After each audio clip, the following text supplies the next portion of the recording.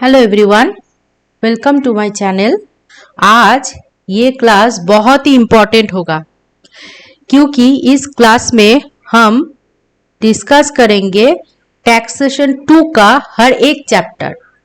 मतलब आज टैक्सेशन 1 का कंप्लीट रिवीजन होगा।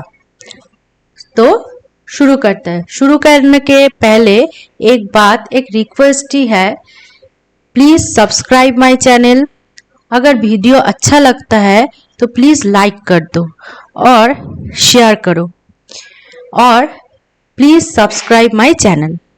ठीक है, अब देखो, अब शुरू करें। क्या है, फर्स्ट में ही है।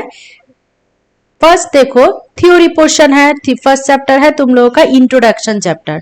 फर्स्ट पोर्शन क्या है?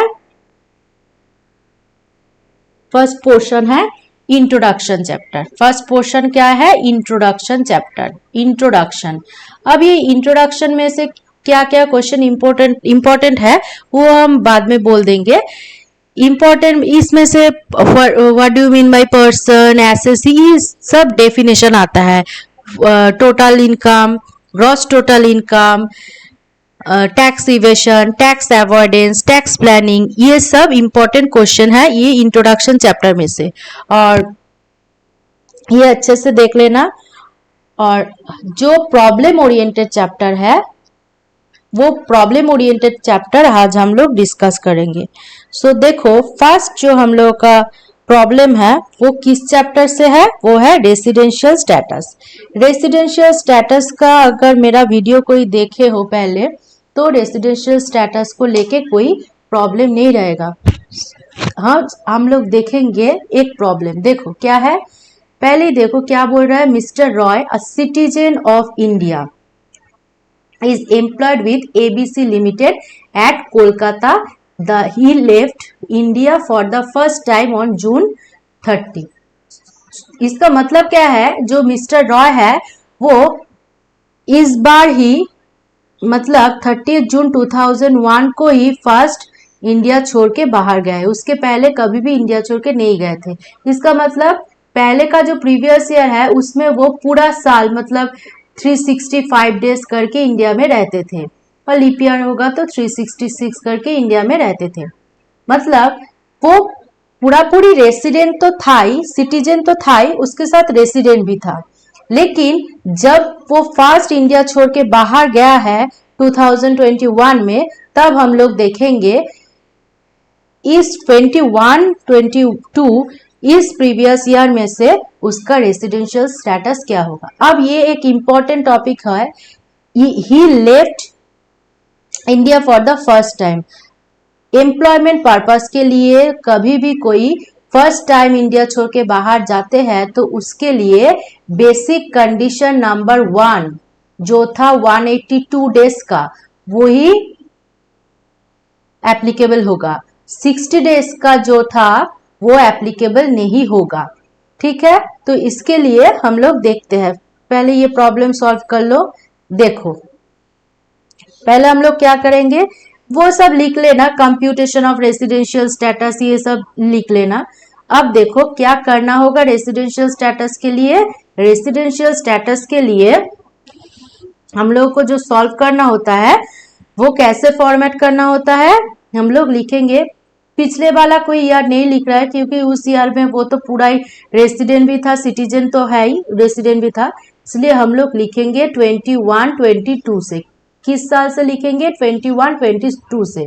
और हम लोग का करंट प्रीवियस ईयर कौन है, क्या है? 22-23। क्या है? 22-23। तो देखो, अब ये तो ये हो गया ईयर। ये क्या हो गया? ईयर।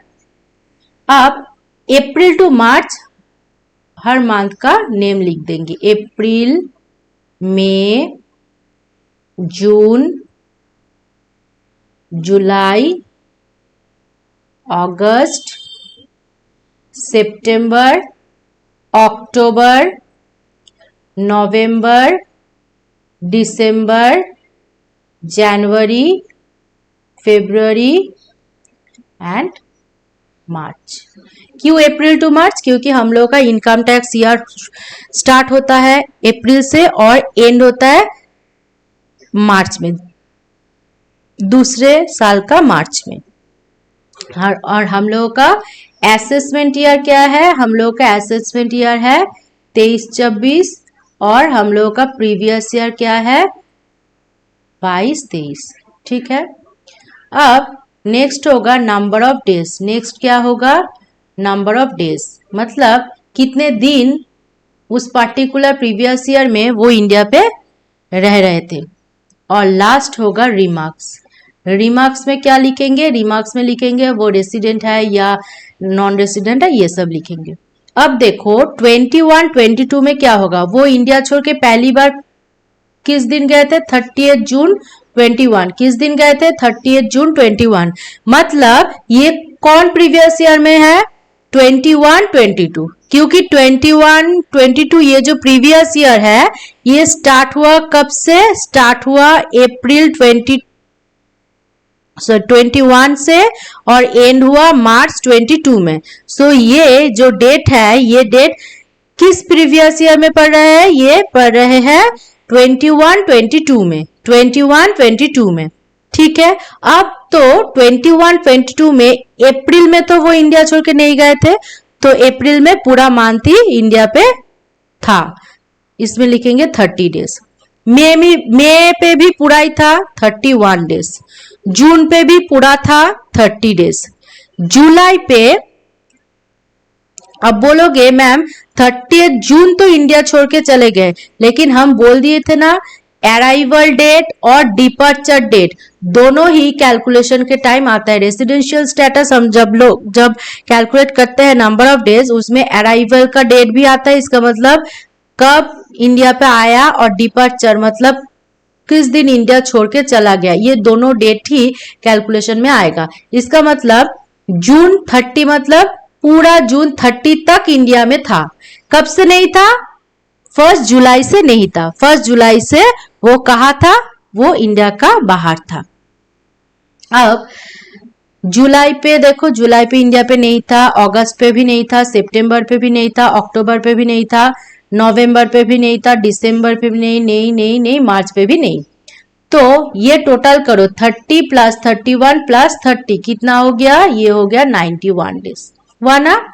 अब देखो अप्रैल 22-23 ये जो प्रीवियस ईयर है यही है हम लोग का करेंट प्रीवियस ईयर। ये है हम लोग का करेंट प्रीवियस ईयर।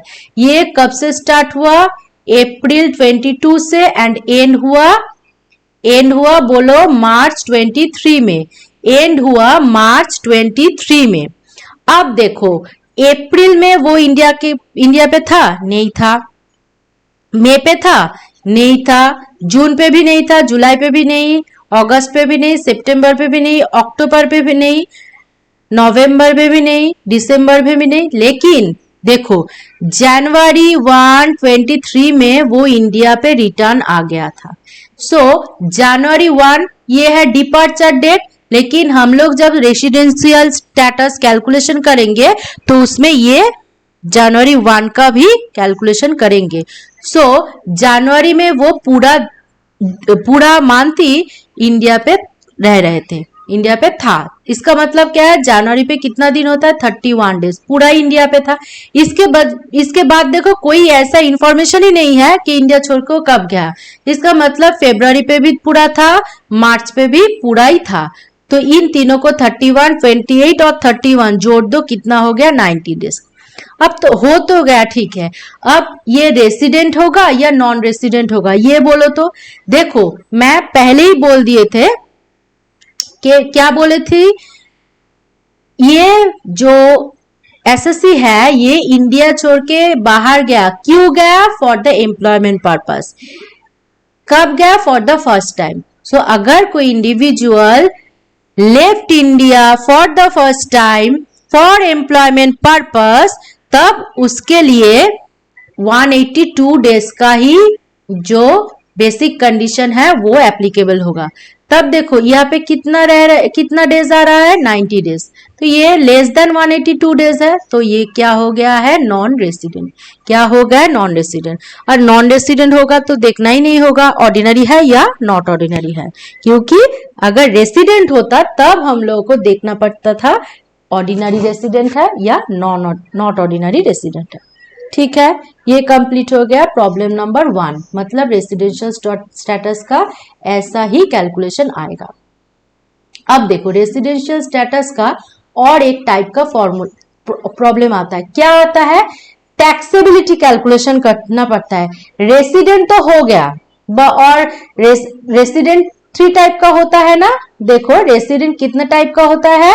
रेसिडेंट होता है 3 टाइप का। क्या क्या है? Resident and ordinary resident, resident but not ordinary resident, and third one is non resident. अब नॉन रेसिडेंट को टैक्स देना होगा कब? इसको कब देना होगा, इसको कब देना होगा? एक बात अच्छे से सुन लो, जब कोई कंपनी और कोई इंडिविजुअल क्या कर रहा है? इनकम, क्योंकि इनकम के ऊपर ही तो हम लोग टैक्स देता है, हम लोगों का टैक्स देना पड़ता है। अब कोई इंडिविजुअल जो इनकम अर्न कर रहे हैं, उस इनकम का एक्रू क्या क्या देना पड़ता है? एक्रू क्या क्या देखना पड़ता है? बोलो। एक्रू एंड बोलो, एंड क्या देखना पड़ता है? रिसीव। Accrue and receive. अगर इस दोनों में से एक भी इंडिया पे हुआ, मतलब एक्रू अगर इंडिया पे हुआ, रिसीव नहीं हुआ, तो भी वो टैक्सेबल होगा। एक्रू इंडिया पे नहीं हुआ लेकिन रिसीव इंडिया पे हुआ, तो भी वो टैक्सेबल होगा। मतलब इनकम, एक्रू और रिसीव अगर एनी इसमें से एक इंडिया पे होता है तो वो क्या होगा? वो होगा टैक्सेबल। किसके लिए टैक्सेबल होगा? टैक्सेबल होगा रेसिडेंट के लिए, रेसिडेंट के लिए टैक्सेबल होगा। अब अगर कोई इनकम, अब देखो, अगर कोई ऐसा कंपनी है जो बाहर पे आउटसाइड इंडिया सिचुएटेड है। कहां पे है? आउटसाइड इंडिया पे सिचुएटेड है। अगर कोई इंडिया सिटीजन बाहर पे गया, इनकम अर्न किया, कहा किया? आउट ऑफ इंडिया पे ही किया, लेकिन ये जो कंपनी है ना, ये क्या हो रहा है? ये कंट्रोल हो रहा है फ्रॉम इंडिया। अगर कोई कंपनी बाहर पे सिचुएटेड है, मतलब आउटसाइड इंडिया पे सिचुएटेड है, लेकिन उस कंपनी को कंट्रोल कर रहा है इंडियन गवर्नमेंट और इंडिया प्राइवेट जो भी होगा, तब जो इनकम होगा उसको क्या माना जाएगा? उसको टैक्सेबल ही माना जाएगा। ठीक है। बट अगर कोई कंपनी आउटसाइड इंडिया पे है, उसका इनकम एक्रू दोनों ही तो आउटसाइड इंडिया पे ही हो रहा है, और उसके साथ उस कंपनी का कंट्रोल भी हो रहा है फॉरेन में, तब वो टैक्सेबल नहीं होगा। क्लियर है? कंपनी अगर इंडिया से कंट्रोल हो रहा है तब टैक्सेबल होगा रेसिडेंट के लिए। अगर इंडिया से नहीं हो रहा है कंट्रोल, इसका मतलब क्या है? इंडिया के साथ उसका लिंक ही नहीं है। Income, accrue, receive, company control, ये तीनों चीज ही हो रहा है आउटसाइड इंडिया पे। तब क्यों वो इंडिविजुअल किसके लिए इंडिया पे आके टैक्स दे जाएगा? ऐसा तो कभी नहीं होता है। वो जिस देश में रह रहे हैं उस देश का रूल्स फॉलो करके ही टैक्स देगा। ठीक है, ये अगर समझ गए हो तो ये प्रॉब्लम कुछ भी नहीं। अब देखो प्रॉब्लम को पहले पढ़ लेते हैं। Mister Das has receive from amount during the previous year ending on 31 मार्च 23। ये 2001 का सम है, इंपॉर्टेंट भी है बहुत। Income from house property in Sri Lanka receive there. अब इसके लिए क्या इनकम फ्रॉम, ये सब इनकम दिया है, देखना होगा कौन कौन सा, ये ABCDE, ये इनकम किसके लिए टैक्सेबल है और किसके लिए नहीं है। अब क्या कंप्यूट करना होगा? Computation the gross total income of mister Das if he is ordinary resident, not ordinary resident, non resident, मतलब तीनों के लिए ही टैक्सेबिलिटी कैलकुलेशन करना होगा, ग्रॉस इनकम कैलकुलेट करना होगा।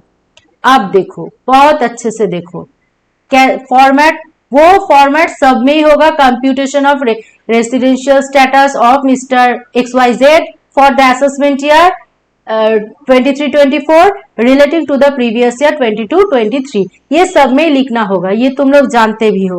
वो सब नहीं लिखा रहा है, सिर्फ सम करा रहा है, क्योंकि हम लोग का पास टाइम बिल्कुल भी नहीं है, हम सिर्फ रैपिड रिविजन कर रहे हैं फॉर द एग्जामिनेशन, बिकॉज हम लोग का गोल क्या है, मोर देन 60% मार्क्स हम लोग अचीव करेंगे। और एक दिन का रिवीजन से ही, अगर ये रिवीजन तुम लोग कर लोगे तो तुम्हारा 60% मार्क्स आएगा ही आएगा। ठीक है, अब देखो कैलकुलेशन के लिए यहाँ पे वो लिख लेना, 3 कॉलम होगा। क्या क्या कॉलम होगा, रेसिडेंट एंड ऑर्डिनरी रेसिडेंट का एक कॉलम होगा, resident but not ordinary resident का एक कॉलम होगा, और नॉन रेसिडेंट का एक कॉलम होगा। ठीक है, अब कलम तो कर लिया है, अब कैसे लिखना है देखो, यहाँ पे जैसे जैसे नंबरिंग करके लिखा हुआ है वैसे ही लिखना।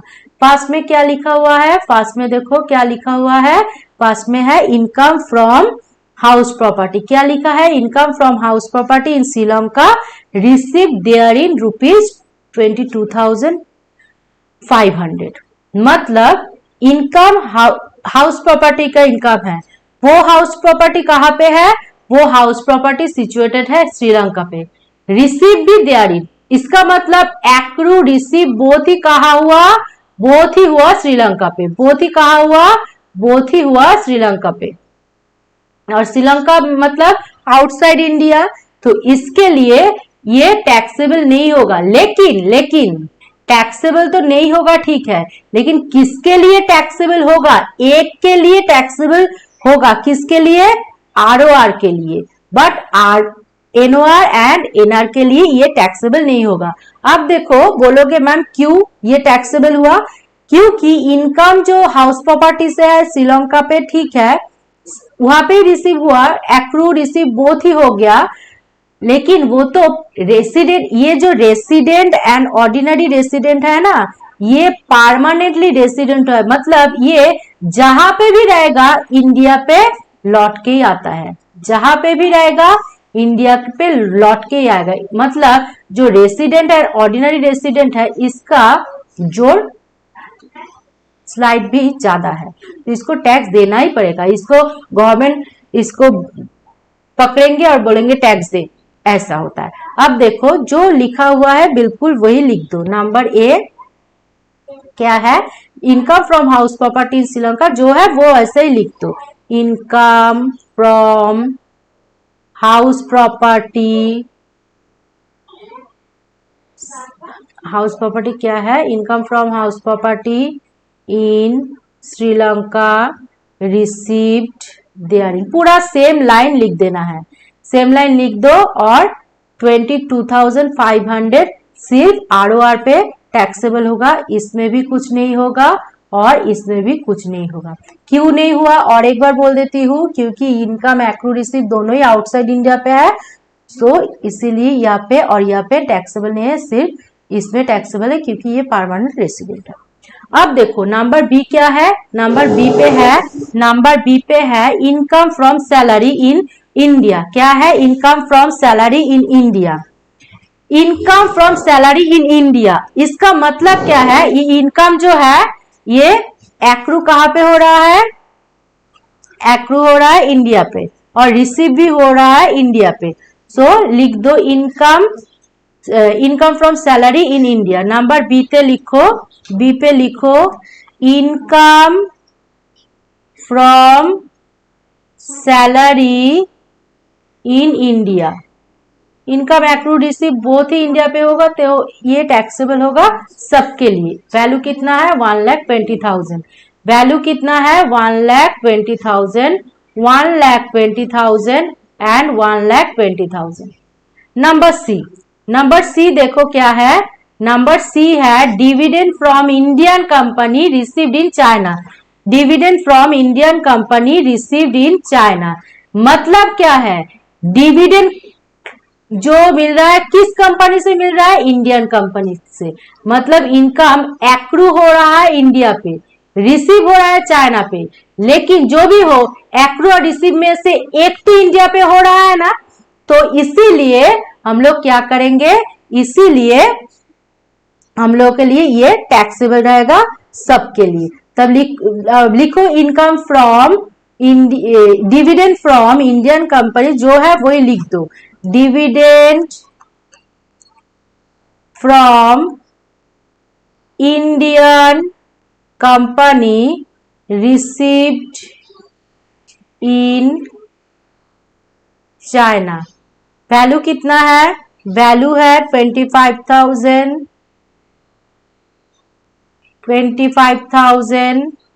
और 25,000। ठीक है।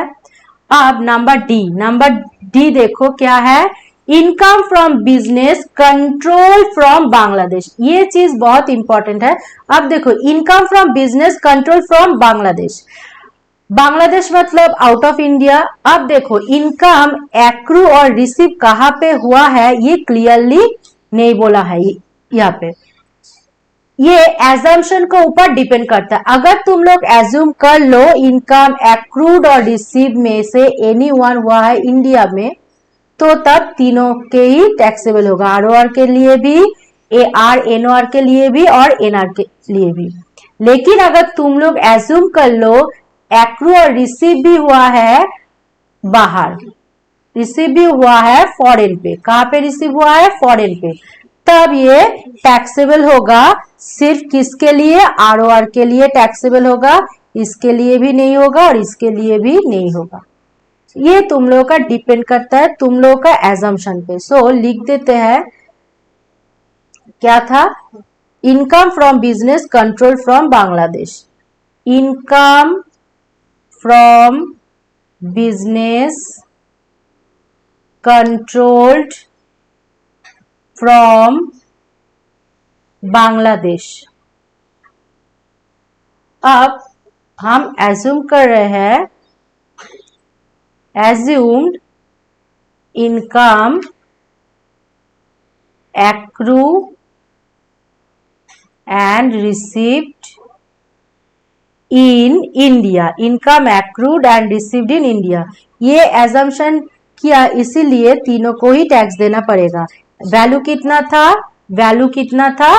37,500, 37,500 लिख दो यहाँ पे, 37,500, 37,500, 37,500। ठीक है। अब देखो सब हो गया, इसको जोड़ दो, इसको सब ऐड कर दो, ये ऐड कर, ये जो वैल्यू है यहाँ से ये सब ये प्लस करके लिख दो, जो वैल्यू आएगा वही होगा ग्रॉस टोटल इनकम। क्या होगा? Gross total income. ठीक है, हो गया, कैलकुलेट करके प्लस करके लिख देना कितना है। अब देखो नेक्स्ट क्या है, ये एक थ्योरी क्वेश्चन है, लेकिन हम लोग नेक्स्ट चैप्टर कर रहे हैं agriculture income, exemption in exempted income. Exempted income मतलब एग्जेम्प्टेड इनकम से एक क्वेश्चन आता है, write the name of any 5 income which are fully exempted from tax. मतलब ऐसे 5 इनकम का नाम लिखो जिसके ऊपर कोई भी 1% भी टैक्स देना नहीं होता है। अब 5 एग्जाम्पल हम लिख देते हैं, ये याद करके जाना। एग्जाम्पल नंबर 1 लिखो, agricultural income, agricultural income, agricultural income. इसका सेक्शन क्या है? Under section 10 sub section 1। अगर सेक्शन भूल गया तो बिल्कुल भी नहीं लिखना, लेकिन गलत सेक्शन कभी भी नहीं लिखना। नंबर 2 क्या है? सैलरी का चैप्टर याद करो, ग्रेचुइटी, ग्रेचुइटी रिसिप्ट, कौन रिसिप्ट कर रहा है? रिसिप्ट कर रहा है बाय गवर्नमेंट एम्प्लॉय। कौन रिसीव कर रहा है? By government employ. किस टाइम रिसीव कर रहा है? On termination, on termination of service, on termination of service. इसका सेक्शन क्या है? Under section 10 sub section 10 clause 1 Roman 1। ये हो गया। नंबर 3 पे क्या आएगा? कम्यूटेड पेंशन, कम्यूटेड पेंशन क्या आएगा?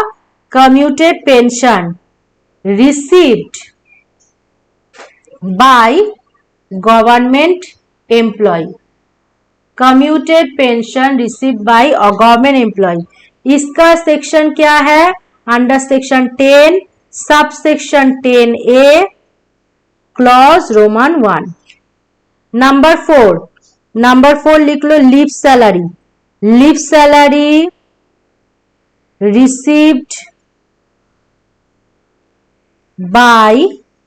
received by government employee, received by government employee on termination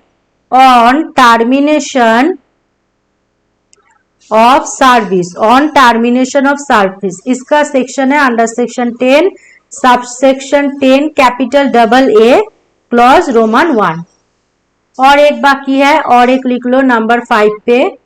number 5 पे क्या लिखोगे? अलाउंसेस और परक्यूजिट्स पेड आउटसाइड इंडिया. इसका सेक्शन क्या है? Under section 10 sub section 7. ठीक है, तो देखो सैलरी चैप्टर से ही एग्जाम्पल कितना हो गया? 3. ग्रेचुइटी हो गया, कम्यूटेड पेंशन हो गया, लीव सैलरी हो गया. और एग्रीकल्चर इनकम तो जानते ही हो फुल्ली एग्जेम्प्टेड. और एक क्या? अलाउंसेस का अगर अलाउंसेस और परक्यूजिट्स अगर इंडिया का बाहर मतलब आउटसाइड इंडिया में पे होगा तो वो क्या होता है? Fully exempted. ठीक है, और ये अच्छे से समझ लेना, गवर्नमेंट एम्प्लॉय जो भी रिसीव करता है वो फुल्ली एग्जेम्प्टेड होगा. ठीक है, अब देखो नेक्स्ट क्या है? Agricultural income. नेक्स्ट टॉपिक क्या है? Agricultural income. ये एग्रीकल्चर इनकम में से एक क्वेश्चन आता है, what is agricultural income. What is agriculture income, ये पढ़ लेना. और एक आता है, write the name of 5 agricultural income. 5 agricultural income का नाम लिखो. ये क्या है? देखो ये 5 एग्रीकल्चर इनकम नाम कुछ नाम लिख. 5 एग्रीकल्चर, बहुत सारा इनकम है एग्रीकल्चर इनकम जो तुम्हारा बुक में है, उसमें से एनी 5 लिख देना. उसमें से एनी 5 लिख देना. अब देखो 5 हम लिख देते हैं. Income derived from sale of seeds when the mother plant is grown on land. मतलब क्या? Income derive from sale of seeds, ऐसे सीड जिसका मदर प्लांट लैंड पे ग्रो हुआ. Number 2, income from growing flowers, ऐसा फूल, and creepers is an agricultural income, is an agricultural income. Number 3, income from growing, trade or commercial products like jute, cotton, etc. Number 4 लिखो, any fee derived from land used for grazing of cattle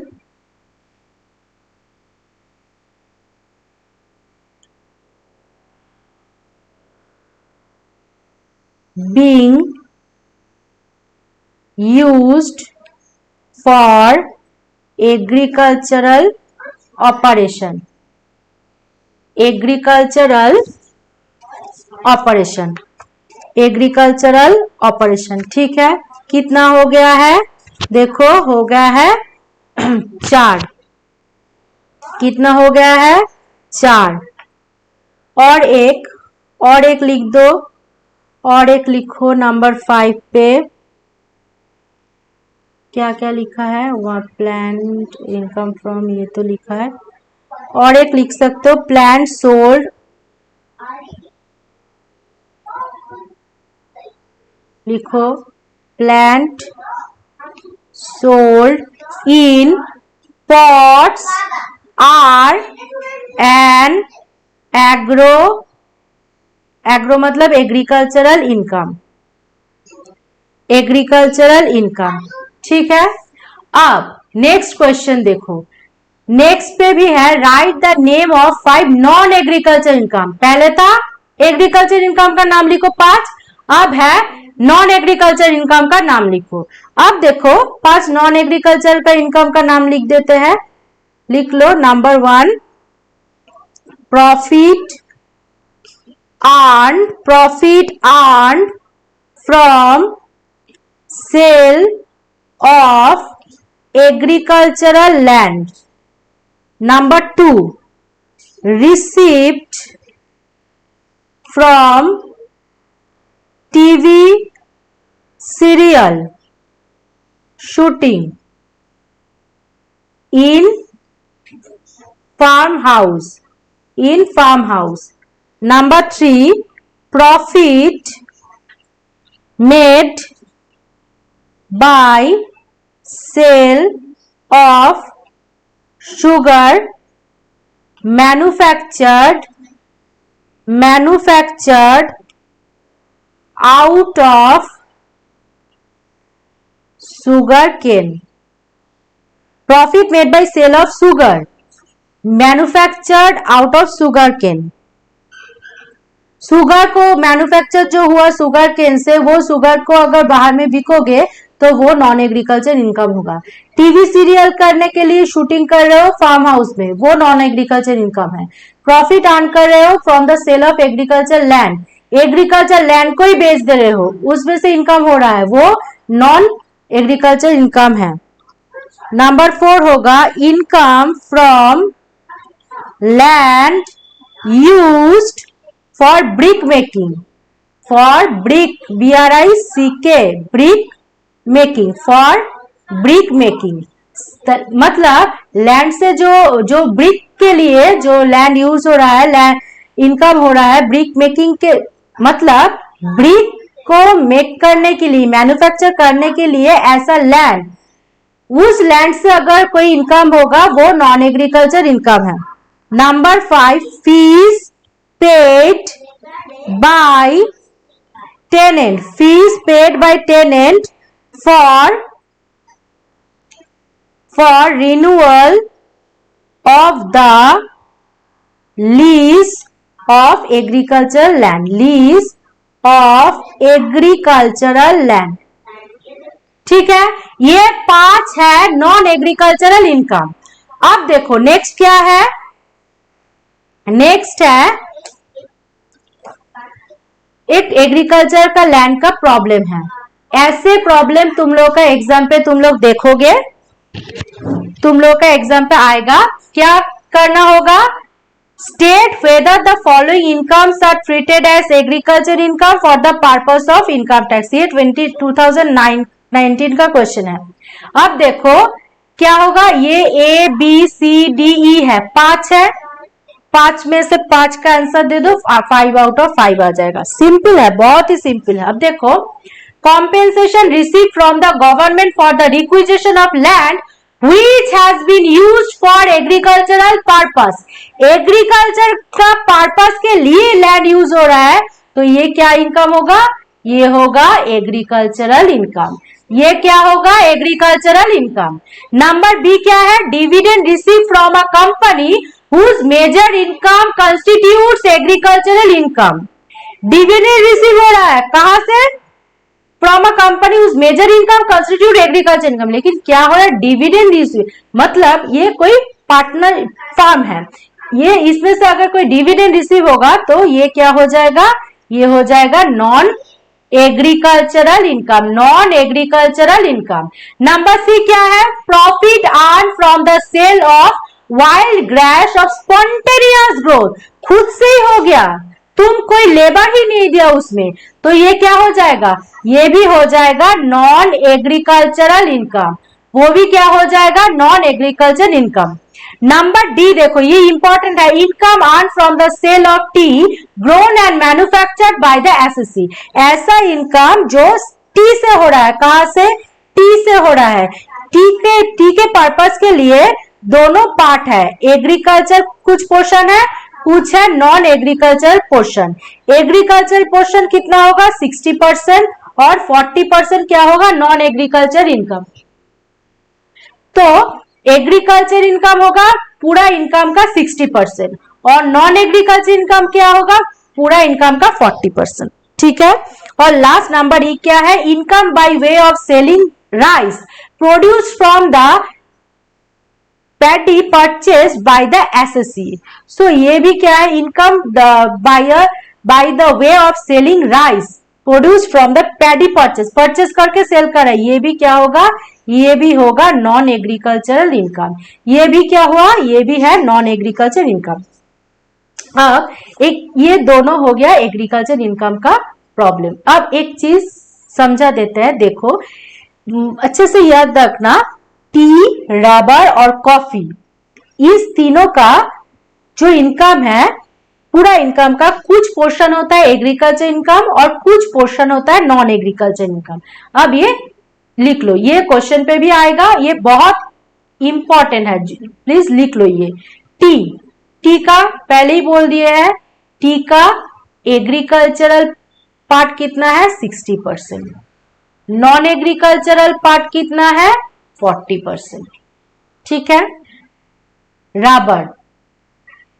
rubber का agricultural part कितना है 65%, non agricultural part कितना है 35%।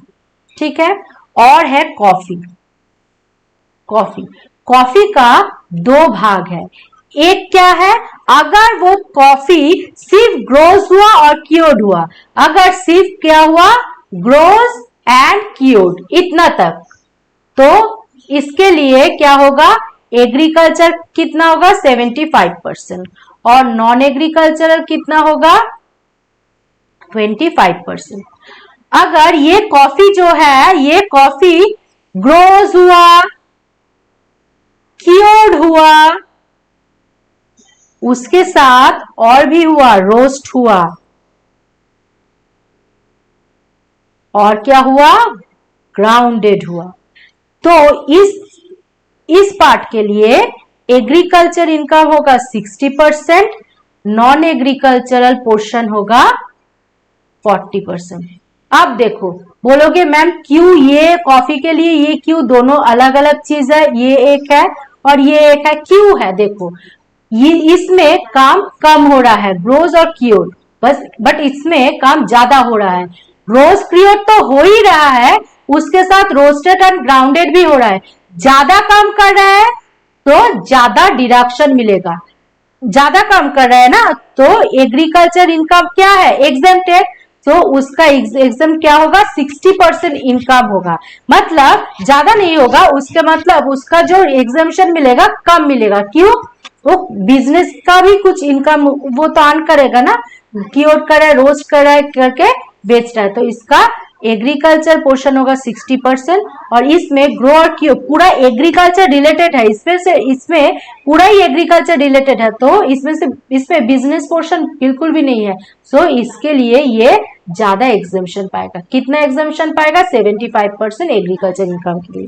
ठीक है, अब देखो ये याद कर लेना, टी के लिए कितना कितना है, रबर के लिए कितना है, कॉफी का दोनों को पोर्शन के लिए कितना कितना है। सो ये भी हम लोगों का हो गया, क्या हो गया बोलो, एग्रीकल्चर इनकम का चैप्टर भी कंप्लीट हो गया। तो हम लोगों का कितना चैप्टर हो गया, इंट्रोडक्शन चैप्टर में से थ्योरी पढ़ना होगा, उसके बाद रेसिडेंशियल स्टेटस में से 2 सम हो गया, फिर एग्रीकल्चर एग्जेम्प्टेड इनकम हो गया, 5 एग्जेम्प्टेड इनकम लिखना होगा, लिख दिया, वो भी हो गया। एग्रीकल्चर इनकम 5 एग्रीकल्चर इनकम का एग्जाम्पल लिखना होगा, 5 नॉन एग्रीकल्चर इनकम का एग्जाम्पल लिखना होगा, वो भी हो गया। और एग्रीकल्चर इनकम का एक सम भी हो गया, और ये जो इंपॉर्टेंट पोर्शन है ये भी हो गया। ठीक है, देखो इतने सारा चीज ये कुछ मिनटों में हो गया।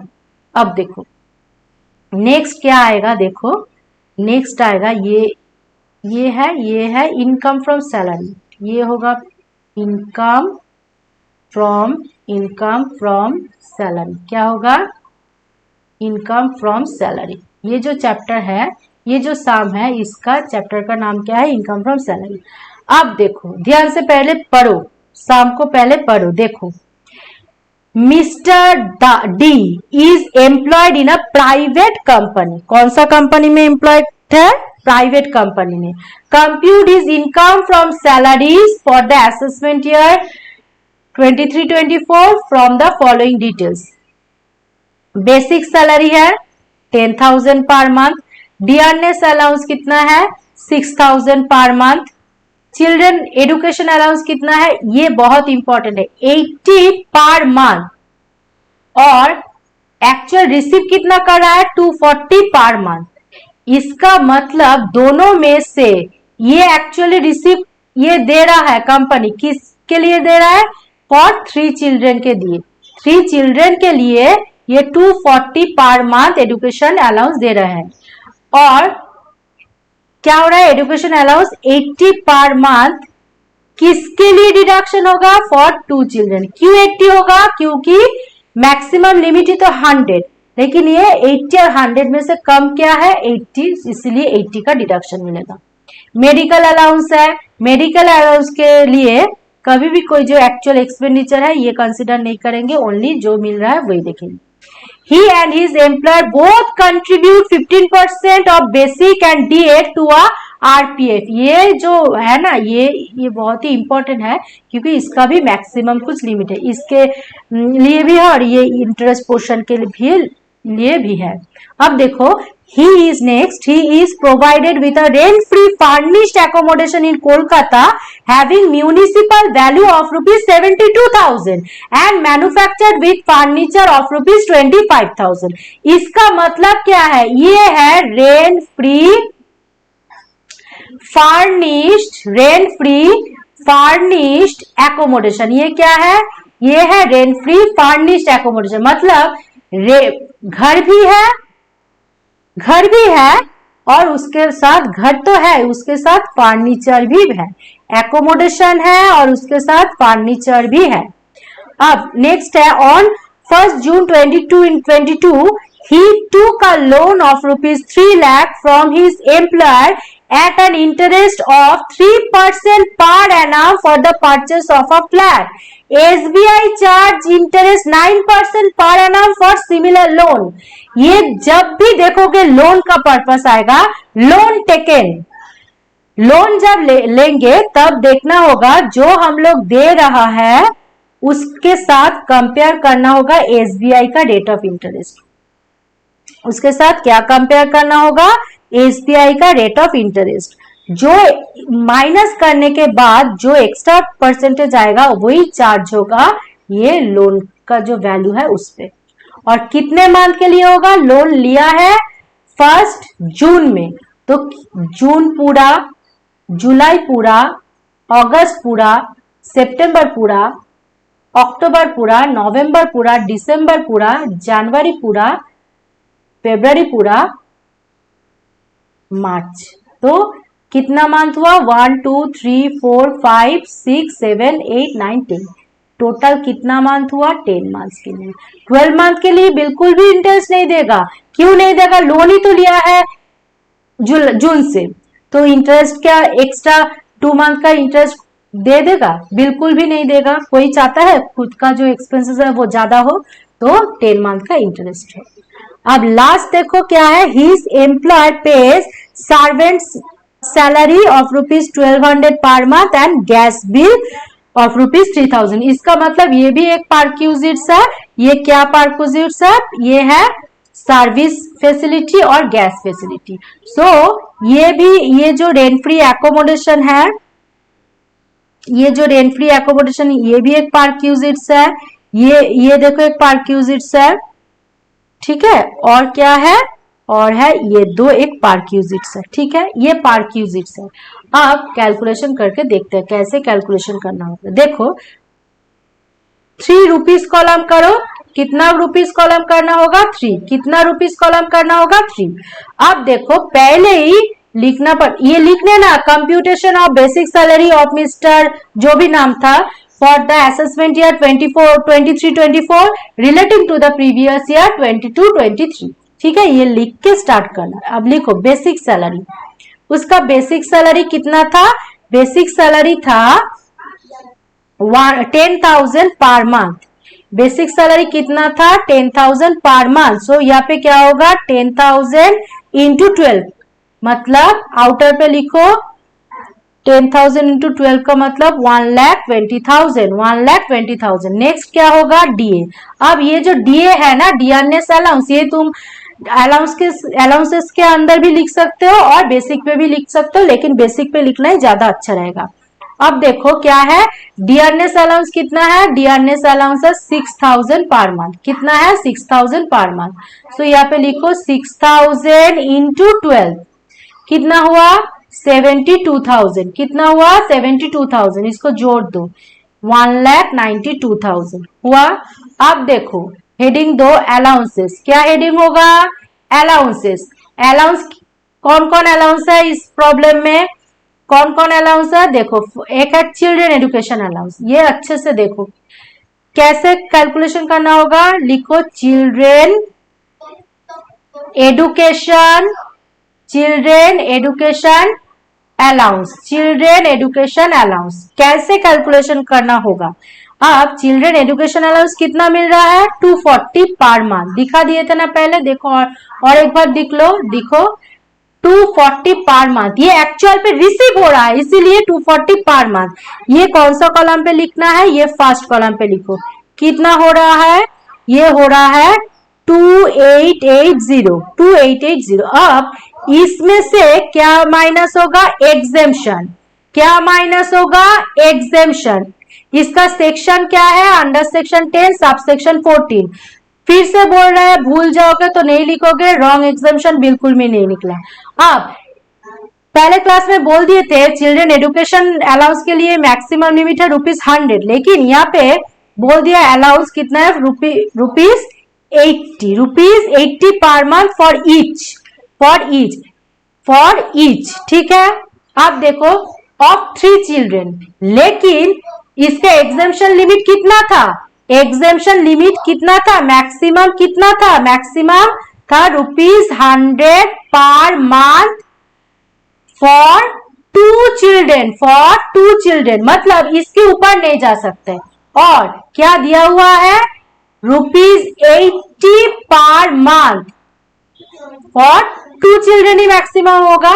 अब ये है मैक्सिमम और ये 80 दिया हुआ है, ये इस दोनों में से कौन का वैल्यू कम है 80 ऑब्वियसली। सो हम लोग क्या लेंगे 80 इंटू 12 पर मंथ है इसलिए 12 इंटू मैक्सिमम 2 चाइल्ड कर दिया तो कितना आ जाएगा 1920। माइनस करो मिडिल कॉलम पे लिखो 960 हो गया। अब देखो नेक्स्ट क्या है, he and his employer both contribute, और एक है अलाउंस वो है मेडिकल अलाउंस। मेडिकल अलाउंस ये जो एक्सपेंस है इसको देखना नहीं होगा, ये ऐसे ही दिया हुआ है। और ये एक्चुअल में कितना मेडिकल अलाउंस मिल रहा है, मेडिकल अलाउंस मिल रहा है 1000 पर मंथ। सो लिखो मेडिकल अलाउंस, क्या लिखना है लिखो मेडिकल अलाउंस, क्या लिखना होगा मेडिकल अलाउंस। कितना मिल रहा है मेडिकल अलाउंस, मेडिकल अलाउंस मिल रहा है 1000 पर मंथ, इसीलिए इंटू 12 यहाँ पे लिख दो 12,000। क्या लिखना होगा 12,000, ये दो प्लस कर लोगे तो आ जाएगा 12,960। क्या आ जाएगा 12,960, ये हो गया है। अब एक चीज है इंपॉर्टेंट चीज है वो है आरपीएफ। ही एज हिज एम्प्लॉयर, मतलब उसका एम्प्लॉयर और वो मतलब एम्प्लॉयर एम्प्लॉय दोनों ही कंट्रीब्यूट कर रहा है, किसमें कंट्रीब्यूट कर रहा है, डीए में, सॉरी आरपीएफ में। अब सैलरी में कौन सा पार्ट आएगा, सैलरी में आएगा एम्प्लॉयज कंट्रीब्यूशन टू आरपीएफ। तो यहाँ पे लिख लो पहले एम्प्लॉयज कंट्रीब्यूशन टू आरपीएफ, क्या लिखना है, employees contribution to RPF, recognised provident fund इसका पूरा नाम है। अब इसके लिए मैक्सिमम लिमिट कितना है पता है, इसके लिए मैक्सिमम लिमिट है एट द रेट ऑफ ₹12%। अब यहाँ पे देखना है कितना परसेंटेज है, यहाँ पे देखो है 15%, कितना है 15%। सो हम लोग 12 से ज्यादा नहीं ले सकते हैं, तो 12 से ज्यादा बिल्कुल भी नहीं लेंगे। तो हम लोग को कितना यहाँ पे कैलकुलेशन करना होगा, यहाँ पे कैलकुलेशन करना होगा 15 माइनस 12 मतलब 3%। ये 3% जो है 3% किसके ऊपर चार्ज करना है, 3% चार्ज करना है बेसिक प्लस डीए। अब देखो बेसिक और डीए मिला के टोटल कितना आया था, 1,92,000। सो यहाँ पे क्या करेंगे, 1,92,000 जो बेसिक और डीए टोटल है इनटू कितना परसेंटेज, 15 माइनस 12 मतलब 3%, मतलब 3% कर दो तो आ जाएगा, कितना आ जाएगा, मिडिल कॉलम पे लिखो 5760 हो गया। इसके साथ और एक चीज है interest credited to RPF, interest credited to RPF. इसका मैक्सिमम लिमिट कितना है जानते हो, इसका मैक्सिमम लिमिट है 9.5%, इसका मैक्सिमम लिमिट है 9.5%। अब देखो 9.5% मतलब यहाँ पे कितना है 10, सो 9 से कितना ज्यादा है 0.5%। और किसके ऊपर चार्ज कर रहा है, क्रेडिट दे रहा है 5,000 के ऊपर, क्रेडिट दे रहा है देखो 5,000 के ऊपर। सो यहाँ पे क्या कैलकुलेशन करना होगा, यहाँ पे कैलकुलेशन करना होगा 5,000 तो लिख लो इनटू कितना ज्यादा है 10 माइनस 9.5 मतलब मैक्सिमम लिमिट ऑफ एग्जेम्पशन। ये जो मैक्सिमम लिमिट है ना ये एग्जेम्पशन का है, ये 12% तक इसका पूरा ही छाड़ है, कोई टैक्स देना नहीं होगा। इसका 95% तक एग्जेम्प्टेड है, इसके ऊपर कोई टैक्स देना नहीं होगा। तो टैक्स किसके ऊपर देना होगा, 15% परसेंटेज है कंट्रीब्यूशन पे, तो 12 तक छाड़ है, 12 तक कुछ देना नहीं होगा, तो देना होगा किसके ऊपर 15 माइनस 12 मतलब 3%। यहाँ पे भी 9.5% तक एग्जेम्पशन है, तो किसके ऊपर देना होगा 0.5% के ऊपर देना होगा, मतलब 5,000 इंटू माइनस करके क्या निकल के आएगा 0.5%। इसके ऊपर कैलकुलेशन करोगे तो पाओगे 250, क्या पाओगे 250। इस 5760 और 250 ऐड कर लो आएगा 6010, कितना आ रहा है 6010। अब बहुत इंपॉर्टेंट एक चीज है वो है पार्क्यूजिट्स, क्या है पार्क्यूजिट्स। पार्क्यूजिट्स का सेक्शन क्या है, अंडर सेक्शन 17 सब सेक्शन 2। अब देखो पार्क्यूजिट्स क्या है, जब एम्प्लॉयर एम्प्लॉय को कोई एक्स्ट्रा फैसिलिटी देता है, एक्स्ट्रा फैसिलिटी देने के लिए उसको ऊपर भी एक्स्ट्रा तुम फैसिलिटी ले रहे हो, तो तुम एक्स्ट्रा अमाउंट तुमको रिसीव हो रहा है तो तुमको तो टैक्स देना ही होगा। अगर वही पार्क्यूजिट्स कैलकुलेशन के टाइम पे एक चीज याद रखना, अगर कोई फैसिलिटी सपोज कोई फैसिलिटी तुमको दे रहा है, वाटर फैसिलिटी, एम्प्लॉय तुमको दे रहा है 10,000, लेकिन उस 10,000 के लिए तुम 6,000 एम्प्लॉयर को दे दिया, तो तुमको एक्चुअल फैसिलिटी कितना मिल रहा है 10,000 माइनस 6,000 मतलब 4,000। सो तुम टैक्स दोगे 4,000 के ऊपर।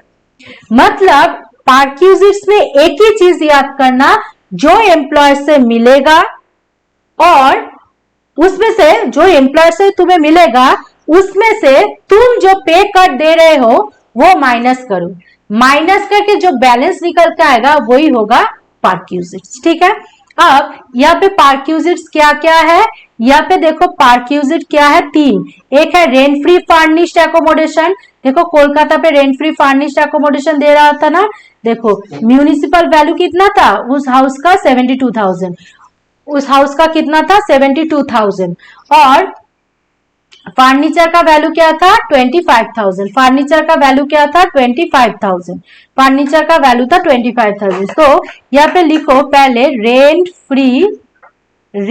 फ्री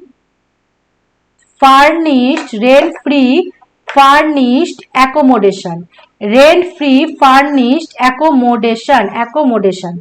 कैलकुलेशन कैसे करना है, कैलकुलेशन करना है, देखो इसका कैलकुलेशन अच्छे से देख लो, देखो यहाँ पे दिखा देती हूँ रेंट फ्री कैलकुलेशन। अब देखो ये कैसे कैलकुलेशन करना होता है, इसके लिए एक सैलरी होता है, रेंट फ्री फर्निश्ड एकोमोडेशन के लिए सैलरी मतलब क्या होता है, basic salary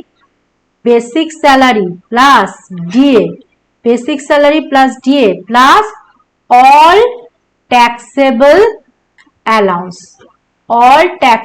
allowances, basic salary plus DA plus all taxable allowance. अब बेसिक सैलरी तुम लोगों का प्रॉब्लम में क्या था, 1,20,000, डीए कितना था, 72,000, और ऑल टैक्स, देखो यहाँ पे सॉल्व किए थे ना, पहले ही तो सॉल्व किए, देखो बेसिक सैलरी 1,20,000, डीए 72,000, और टैक्सेबल अलाउंसेस क्या, दो तो टैक्स अलाउंसेस है, एक है चिल्ड्रन और एक मेडिकल, देखो दोनों का ही तो ये दोनों का टैक्सेबल पोर्शन है ना, ऐड किया तो क्या निकल के आया था, 12,960। सो ये टैक्सेबल पोर्शन भी ऐड कर देते हैं, 12,960। अब इस तीनों को जोड़ लेंगे तो निकल के आएगा 204,960, ये हो गया सैलरी।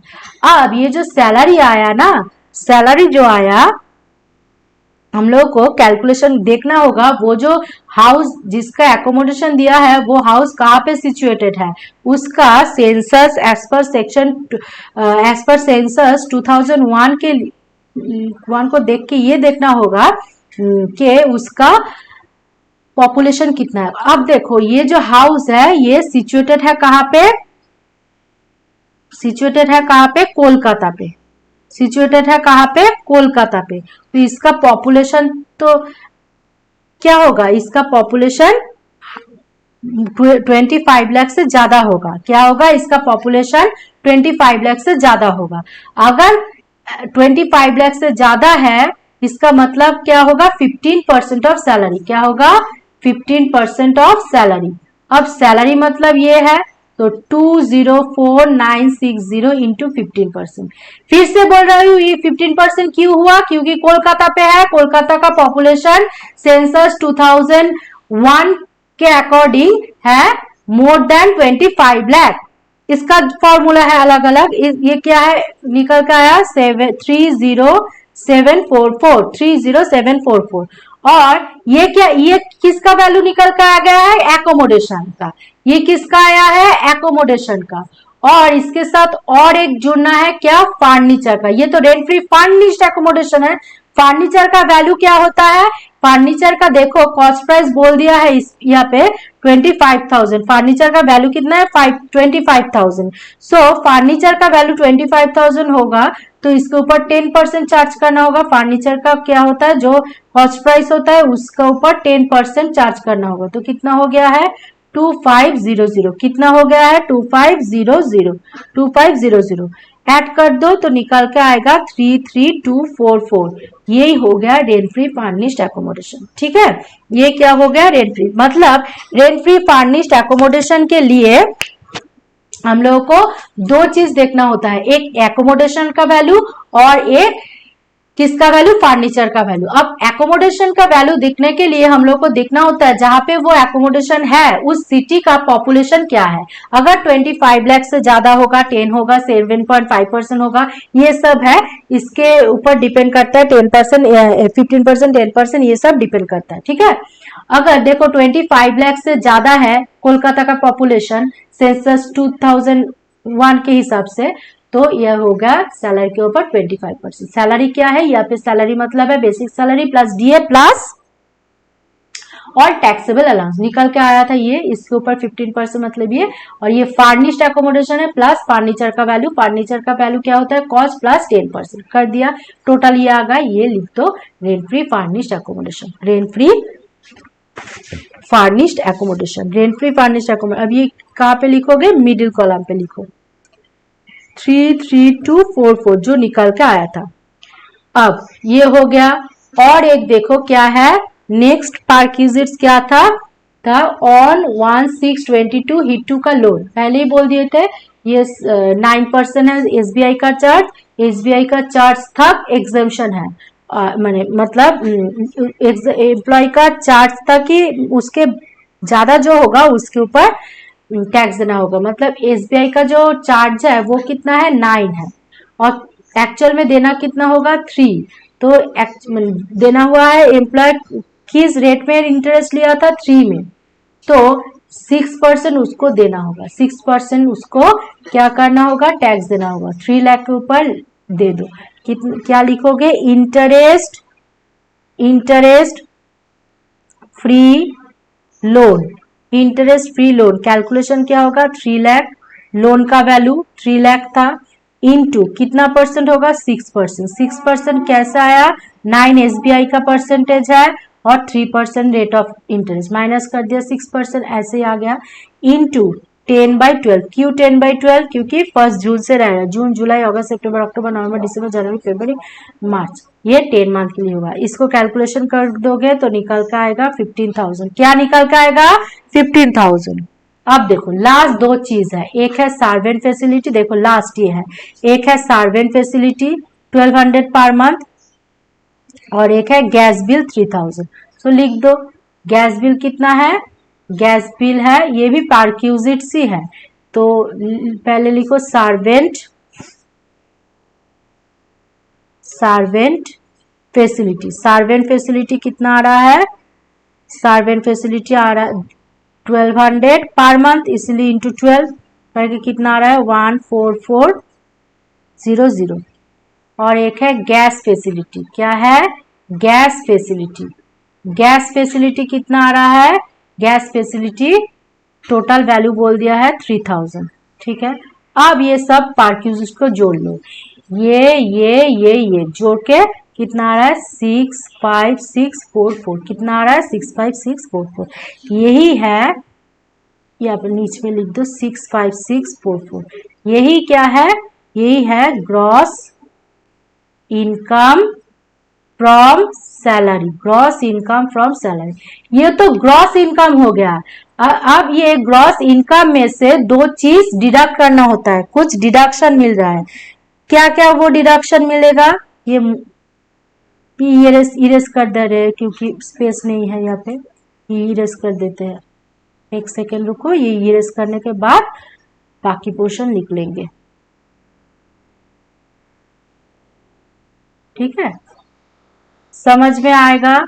ये प्रॉब्लम अगर कर लोगे तो और कुछ भी दिखने का जरूरत नहीं होगा, ये अच्छे से देख लो और आराम से जाओ एग्जाम दे के आओ, बहुत अच्छा रिजल्ट होगा, 60% मार्क्स आएगा ही आएगा अगर ये पूरा वीडियो ठीक से देख लोगे, स्किप करके नहीं देखोगे, पूरा ऐसे ही देख लोगे, स्किप करके नहीं देखोगे, स्किप करके बिल्कुल भी नहीं। अब देखो अब क्या होगा, अब यहाँ पे कैलकुलेशन करेंगे, क्या कैलकुलेशन करेंगे, deduction, gross total income, gross income from salary तो आ गया, इसमें से लेस करेंगे, क्या लेस करेंगे, अंडर सेक्शन इसमें से लिखो एग्जेम्पशन, डिडक्शन, सॉरी डिडक्शन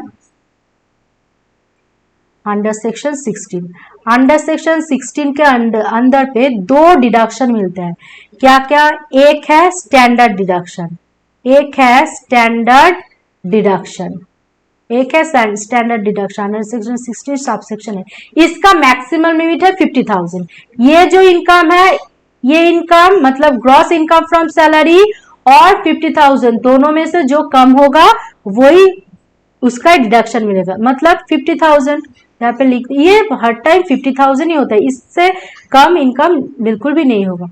होता है, हो सकता है, नहीं होगा ये रॉन्ग है, हो सकता है, लेकिन तुम लोग का एग्जाम पे नहीं 50,000 के नीचे नहीं देखने को मिलेगा। अब और एक क्या है, और एक है entertainment allowance. Entertainment allowance, entertainment allowance ये प्रॉब्लम पे नहीं दिया है तो इसीलिए लिख रहे हैं नील। और एक है प्रोफेशनल टैक्स, प्रोफेशनल टैक्स, और एक क्या है प्रोफेशनल टैक्स, ये क्या 16(2), ये इसका सेक्शन है 16(3). प्रोफेशनल टैक्स भी नहीं दिया हुआ है इसलिए नील। सो आउटर पे जाएगा 50,000, माइनस कर दो तो निकल के आएगा 226614। ये हो गया नेट इनकम फ्रॉम सैलरी। ये क्या हो गया, नेट इनकम फ्रॉम सैलरी। ठीक है, सैलरी पे अच्छे से देखना किस किस कौन सा चीज है। पहले बेसिक सैलरी लिखना है, उसके बाद डीए, उसके बाद सब अलाउंसेस का टैक्सेबल पार्ट वर्किंग्स पे भी करके भी लिख सकते हो, डायरेक्ट भी कर सकते हो। उसके बाद आएगा एम्प्लॉयज कॉन्ट्रीब्यूशन टू आरपीएफ अगर रहेगा तो आएगा, इंटरेस्ट क्रेडिटेड टू आरपीएफ आएगा। ये दो अच्छे से देख लेना, ये बहुत इंपॉर्टेंट है, ये दो ही बहुत इंपॉर्टेंट है। इसका जो मैक्सिमम लिमिट है ना 12% और इसके लिए 9.5%, इसके ज्यादा जो होगा उसके लिए टैक्स देना होगा। मैक्सिमम लिमिट मतलब एग्जेम्पशन है। पार्क यूजेस जो भी रहेगा वो सब कैलकुलेट कर लो, ऐड करो, उस ऐड करके जो भी आएगा वो होगा gross total income from salary. जैसे इसमें ये आ गया और इसमें से डिडक्शन माइनस कर दोगे, ये 3 डिडक्शन 1 2 3 तो आ जाएगा नेट इनकम फ्रॉम सैलरी। ठीक है, ये सैलरी का चैप्टर भी हो गया है। अब देखो, अब हम लोगों का नेक्स्ट चैप्टर क्या है, हम लोगों का नेक्स्ट चैप्टर है हाउस प्रॉपर्टी। क्या है, हाउस प्रॉपर्टी। क्या है, house property.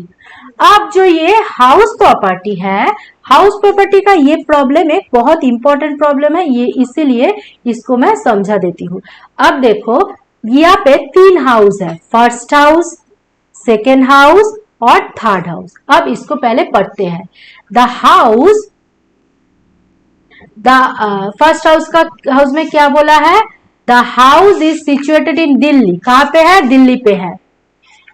It was let out with effect from 1/4/22 for ₹20,000 per month. मतलब हाउस लेट आउट हाउस है। हाउस प्रॉपर्टी में 2 टाइप का हाउस होता है, एक होता है लेट आउट प्रॉपर्टी और एक होता है self occupied property. Self occupied property, ठीक है। सो ये जो हाउस 1 है ये है लेट आउट प्रॉपर्टी। इसका रेंट कितना है, रेंट है 20,000 per month, which was vacated by tenant on 31st January 23, remained vacant for 2 months. So vacancy कितने मंथ के लिए है, वैकेंसी है 2 मंथ के लिए, मतलब 20,000 into 2 40,000। Net municipal value of the house is ₹1,80,000। Municipal tax 20% of the municipal value has been paid by him. The fair rent, standard rent of the house are 2,20,000 and 2 lakh respectively. Interest paid by him on money borrowed for the purchase of house property. Interest कितना दे रहा है, 60,000. Construction of the house was completed on 31st December 2018.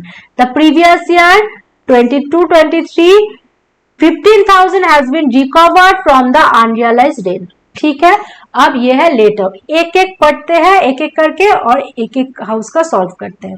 अब देखो यहाँ पे कितना rupees column करोगे, 2 भी कर सकते हो, 3 भी कर सकते हो, ठीक है। 2 ही क्या।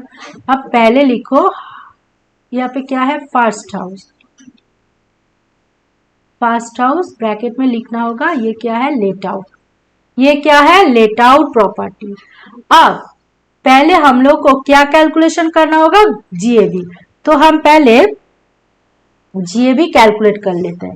पहले देखो हाउस 1 जीएबी कैलकुलेट कर लेते हैं। जीएबी किसका, for first house, for first house. अब जीएबी का फॉर्मूला क्या है? जीएबी के लिए दो स्टेप है। स्टेप 1 क्या है? Expected rent. एक्सपेक्टेड रेंट ये कैसे निकालना होता है? Gross municipal value, fair rent and standard rent. इसका 3 का वैल्यू पहले लिख देते हैं। ग्रॉस म्यूनिसिपल वैल्यू है, क्वेश्चन पे दिया हुआ है, देख लेना, 2 लाख। फेयर रेंट है 2,20,000 और स्टैंडर्ड रेंट है 2 लाख। अब gross municipal value and fair rent में से हायर क्या है? हायर क्या है? 2,20,000। अब ये 2,20,000 और स्टैंडर्ड, इस दोनों में से ये और ये, इस दोनों में से लोअर क्या है? लोअर है, बोलो, लोअर ये होगा 2 लाख, ये होगा 2 लाख, तो 2 लाख है लोअर, ठीक है, 2 लाख है लोअर। ये हो गया क्या? ये 2 लाख हो गया एक्सपेक्टेड रेंट। क्या हो गया? Expected rent. मतलब एक सॉल्व हो गया है स्टेप 1। और स्टेप 2 में क्या निकालना होता है? Actual rent receipt. क्या निकालना होता है? Actual rent receipt. अब जितना रेंट पे रिसीव करोगे वही होगा, टेनेंट के पास से जो रिसीव करोगे वही होगा। 20,000 पर मंथ था ना, 20,000 पर मंथ इंटू 12, टोटल हो गया 2,40,000 हो गया।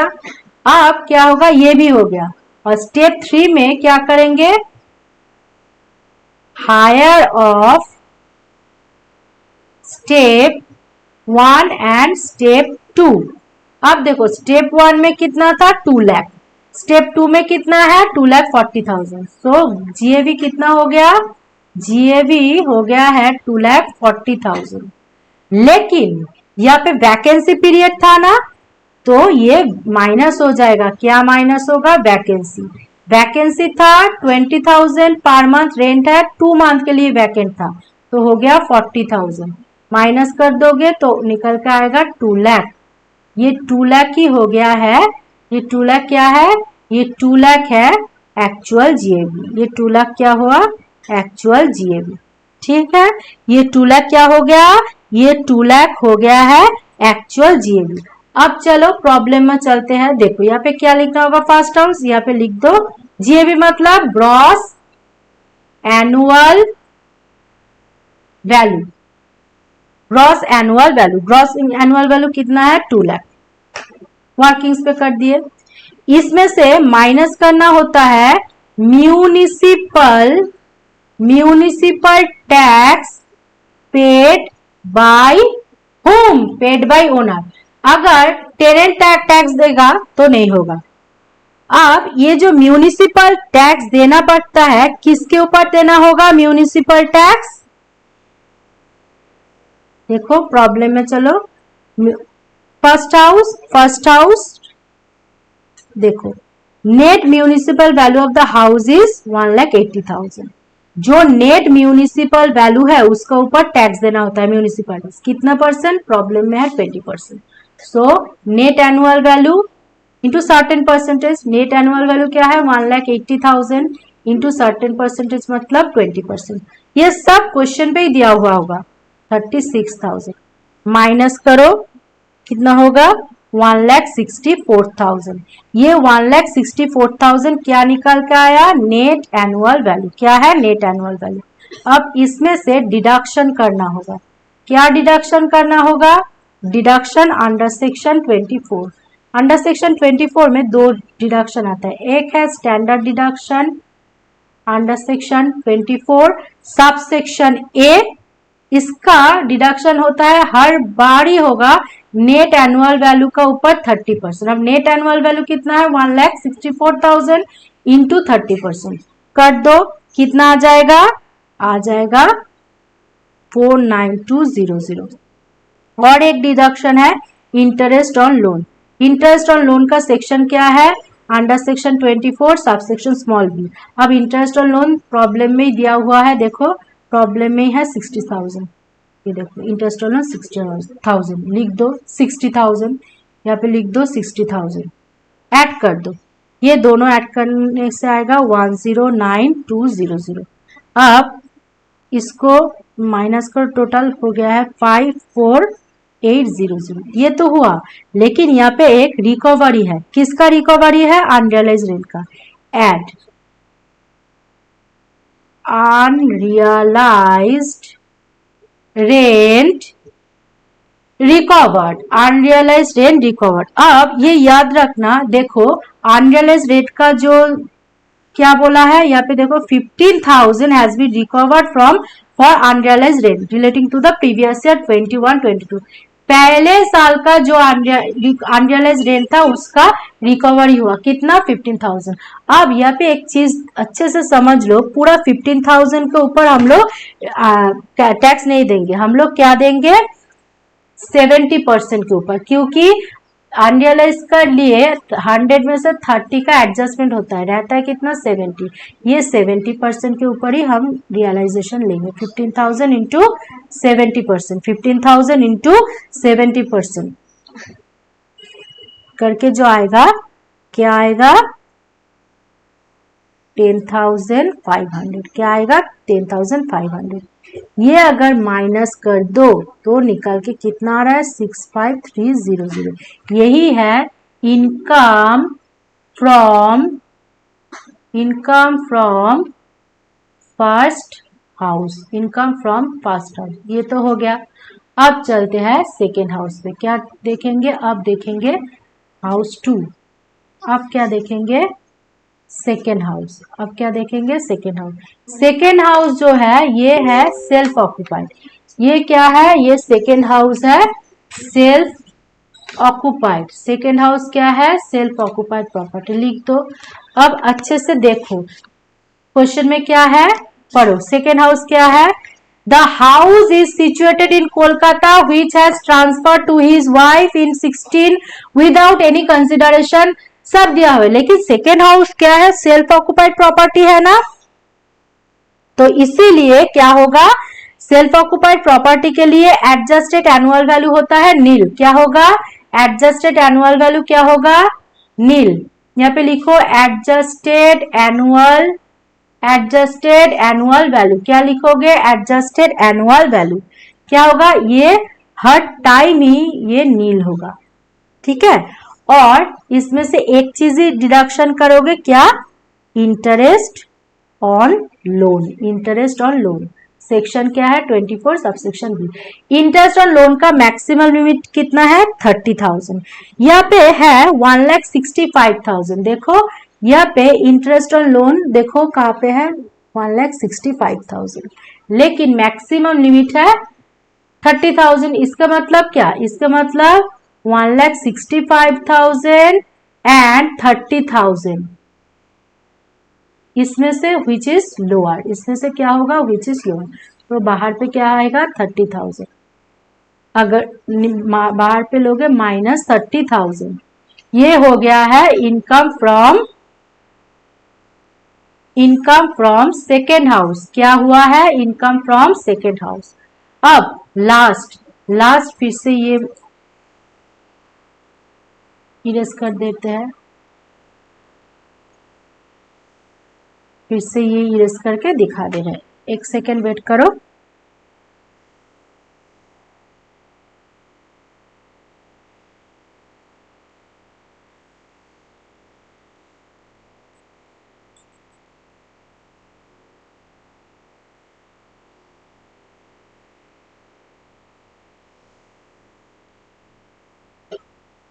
यहाँ पे भी देखो सेकेंड जो हाउस है ना, ये सेकेंड हाउस क्या हाउस है? ये है लेट आउट प्रॉपर्टी, लेकिन पूरा लेट आउट नहीं होगा, उसमें से हाफ पोर्शन ही लेट आउट है। उसमें से क्या है? हाफ पोर्शन लेट आउट है। अब हाफ पोर्शन या 3/4 2/4 जो भी बोलेगा उसके लिए ही हम लोग को कैलकुलेशन करना होगा। ये एक बार देख लो, ये पार्टी इस सम में इम्पोर्टेंट है। इस टाइप का प्रॉब्लम ही तुम लोग का आता है, ठीक है। अब देखो, देखते हैं। देखो अब देखो, पहले लिख लो, क्या लिखेंगे? Third house. क्या लिखेंगे? थर्ड हाउस कैसा है, लेट आउट प्रॉपर्टी, कैसा है, लेट आउट प्रॉपर्टी, ठीक है। अब लेट आउट तो है, ठीक है। अब इसके लिए हम लोग को क्या देखना होगा, पहले थर्ड हाउस को पढ़ो, क्या बोला है, the house consist of two identical flats, एक हाउस का 2 फ्लैट है, situated in Kolkata, 1 flat has been used by him for own business, खुद का बिजनेस के लिए, तो ये पार्ट इन पीजीबीपी में जाएगा। Other part has been let out to tenant, other जो पार्ट है मतलब अलग, अदर हाफ पोर्शन, ये क्या है, ये है let out. He received 30,000 as rent from the house. Net municipal value of the house is 90,000. Municipal value 10% हो गया। तो हम लोग को यहाँ पे निकालना होगा क्या, ग्रॉस एनुअल वैल्यू, हाउस 3 का ग्रॉस एनुअल वैल्यू का निकालना होगा, हाउस 3 का निकाल लो। कैसे निकालेंगे, कैसे निकालेंगे, देखो पहले तो लिखा दिए थे स्टेप 1, स्टेप 1 में एक्सपेक्टेड रेंट आता है। एक्सपेक्टेड रेंट कैसे आएगा, यहाँ पे देखो ग्रॉस म्यूनिसिपल वैल्यू होगा, फेयर रेंट होगा और स्टैंडर्ड रेंट होगा। ग्रॉस म्यूनिसिपल वैल्यू, अब देखो यहाँ पे जो वैल्यू दिया हुआ है ना, देखो यहाँ पे जो है ये क्या है, net municipal value of the house 90,000, मतलब ये जो 90,000 है ये तो ग्रॉस म्यूनिसिपल वैल्यू नहीं है, ये है नेट म्यूनिसिपल वैल्यू। आप देखो कैसे नेट म्यूनिसिपल वैल्यू को ग्रॉस में ट्रांसफर करते हैं, 90,000 इनटू इस किसका कितना पार्ट है, 90% का, तो 100 का पार्ट क्या होगा, इनटू हाफ, ठीक है। 90,000 किसका पार्ट है, क्योंकि म्यूनिसिपल ग्रॉस म्यूनिसिपल वैल्यू से 10% म्यूनिसिपल टैक्स डिडक्ट होने के बाद जो रहता है वही है नेट म्यूनिसिपल वैल्यू। तो नेट म्यूनिसिपल वैल्यू क्या है, 90%, मतलब 100 होता है टोटल, म्यूनिसिपल टैक्स है 10, तो रह गया 90। सो ये जो 90,000 है इस किसका कितना पोर्शन है, 90 का, तो 100 का कितना होगा, 100 का होगा, बोलो 100 का कितना होगा, 1 लाख। लेकिन इस हाउस का हाफ पोर्शन ही तो लेट आउट है ना, इसीलिए इंटू हाफ करोगे तो पाओगे 50,000। अब फेयर रेंट भी नहीं है, स्टैंडर्ड रेंट भी नहीं है, तो यहाँ पे यही 50,000 ही हो गया एक्सपेक्टेड रेंट, हो गया स्टेप 2। अब स्टेप 3 में क्या होगा, actual rent received. Actual rent receive क्या होगा, एक्चुअल रेंट रिसीव ही तो कर रहा है 30,000, बोल ही दिया है, एक्चुअल रेंट रिसीव है 30,000। सो ग्रॉस एनुअल वैल्यू क्या होगा, हायर ऑफ स्टेप 1 एंड 2।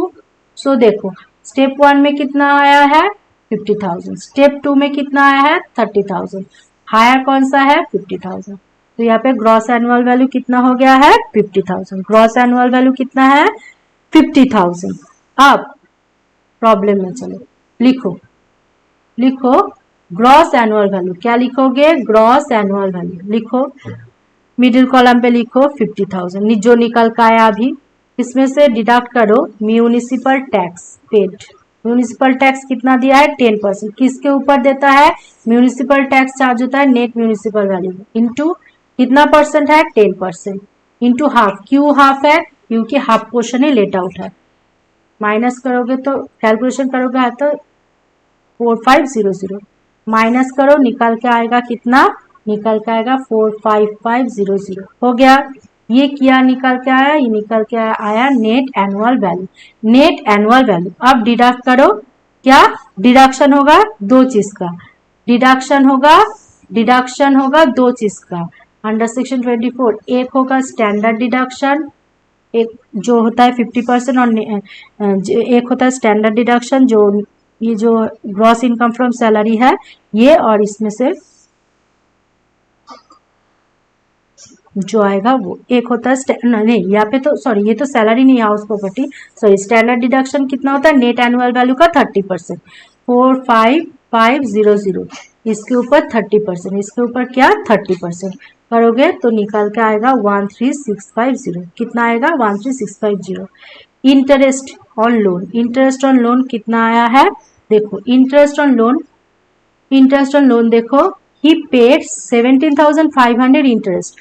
लेकिन ये तो पूरा हाउस के लिए है, हाफ पोर्शन लेट आउट है तो इसका हाफ कर देंगे। अब यहाँ पे क्या करेंगे 17,500 इंटू हाफ, हाफ क्योंकि हाफ ही लेट आउट है, करो हो गया 8750। अब ये दोनों ऐड करके बाहर ले आओ 2240,400। अब इसमें से ये माइनस कर दो, निकाल के आएगा 23100। ये क्या हो गया है, ये हो गया है इनकम फ्रॉम हाउस 3। क्या हुआ है, इनकम फ्रॉम हाउस 3। अब देखो ये है, अब देखो अच्छे से देखो, ये था इनकम फ्रॉम हाउस 1 का टोटल इनकम, ये है हाउस 2 का टोटल इनकम, और ये एक है, ये क्या है, ये एक है हाउस 3 का टोटल इनकम। इस तीनों को जोड़ दो, आएगा 58400। यही हो गया है, क्या हुआ, यही है इनकम फ्रॉम हाउस प्रॉपर्टी, यही है इनकम फ्रॉम हाउस प्रॉपर्टी। ठीक है, तो ये हो गया हाउस प्रॉपर्टी। एक चीज सुन लो, अगर ऐसा कोई हाउस रहेगा जिसका कुछ पोर्शन है तब ऐसे ही कैलकुलेशन करना है। ठीक है, अगर एक से ज्यादा सेल्फ ऑक्युपाइड प्रॉपर्टी है तो दोनों को सेल्फ ऑक्युपाइड लेके एक के एक और जो भी बचा होगा उसको deemed to be let out then calculate करके ऐसे ही कैलकुलेशन करना होगा। आप देखो ये वो चैप्टर भी हो गया। अब आ रहा है profit and gain from of business और प्रोफेशन। इसमें हम दो क्वेश्चन सॉल्व करेंगे, एक बिजनेस का और एक प्रॉफिट का। पहले पढ़ लो प्रॉफिट फ्रॉम द, ये है बिजनेस का प्रॉब्लम, ये क्या है बिजनेस का प्रॉब्लम, और एक होगा किसका प्रॉब्लम, और एक होगा प्रोफेशन का प्रॉब्लम, और एक क्या होगा प्रोफेशन का प्रॉब्लम होगा। अब देखो क्या है, from the following information profit and loss account and other relevant है, ये सब दिया है, ओपनिंग स्टॉक ये सब है, और यहाँ पे एडिशनल इंफॉर्मेशन में क्या क्या है, both opening and closing stock have been value, opening stock and closing stock both value 10% above, मतलब ओवर वैल्यूएशन, मतलब ओवर वैल्यूएशन। ये बहुत ही इजी सम है।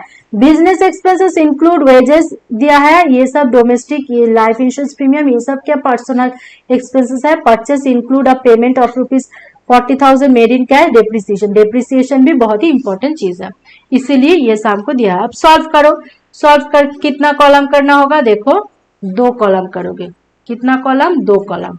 पहले वो लिखने ला कंप्यूटेशन, तुम लोग एग्जाम पहले लिखो नेट प्रॉफिट, पहले क्या लिखना होगा नेट प्रॉफिट, क्या लिखना होगा नेट प्रॉफिट। नेट प्रॉफिट कितना है बोलो, नेट प्रॉफिट है देखो यहाँ पे 2,20,000, देखो यहाँ पे है ना 2,20,000। लिखो, तुम लोग एक काम करो, ये प्रॉब्लम का एक स्क्रीनशॉट ले लो, तब हमें बार बार स्क्रॉल करना नहीं होगा।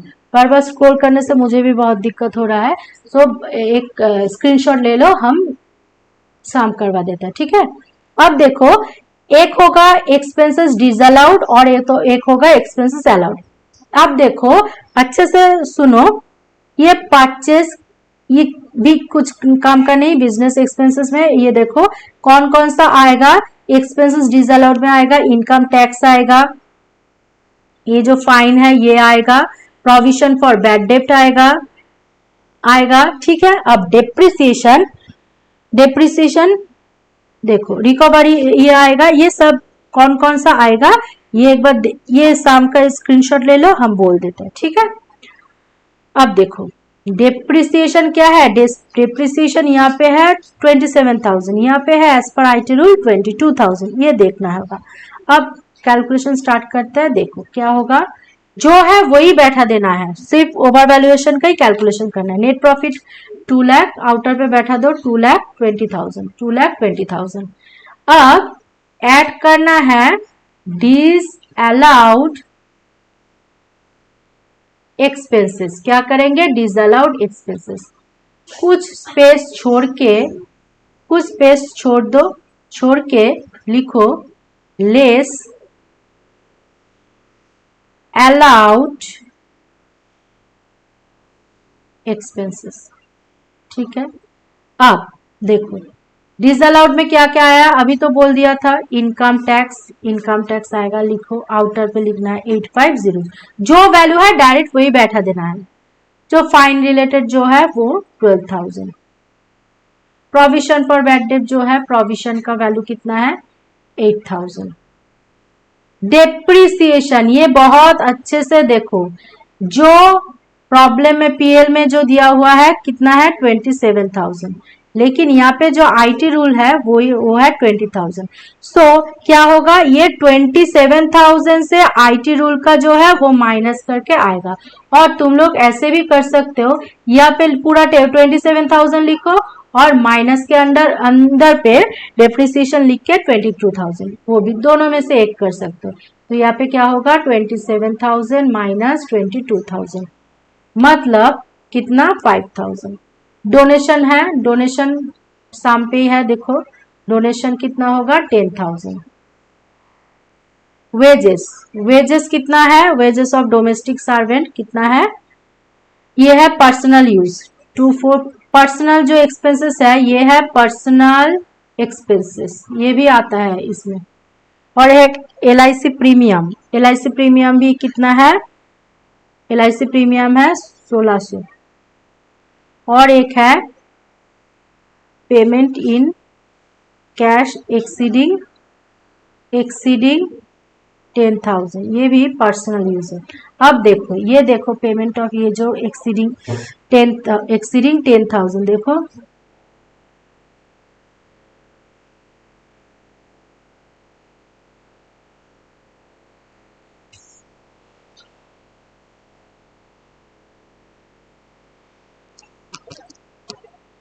परचेज पेमेंट देखो कितना है 40,000, कितना है देखो यहाँ पे 40,000 है ना, यहाँ पे लिख दो 40,000 हो गया टोटल। एड में जो आना था आ गया। अब ये टोटल कर दो, टोटल करने से क्या होगा 78500। अब ये जोड़ दो, इसके साथ जो ऊपर का ये पूरा 20,000 है ये जोड़ दो, जोड़ने के बाद क्या आएगा, जोड़ने के बाद वैल्यू आ रहा है 307,500। अब अलाउेबल में क्या आएगा, एक्सपेंसेस लेस होगा, recovery of bad debt, recovery of bad debt,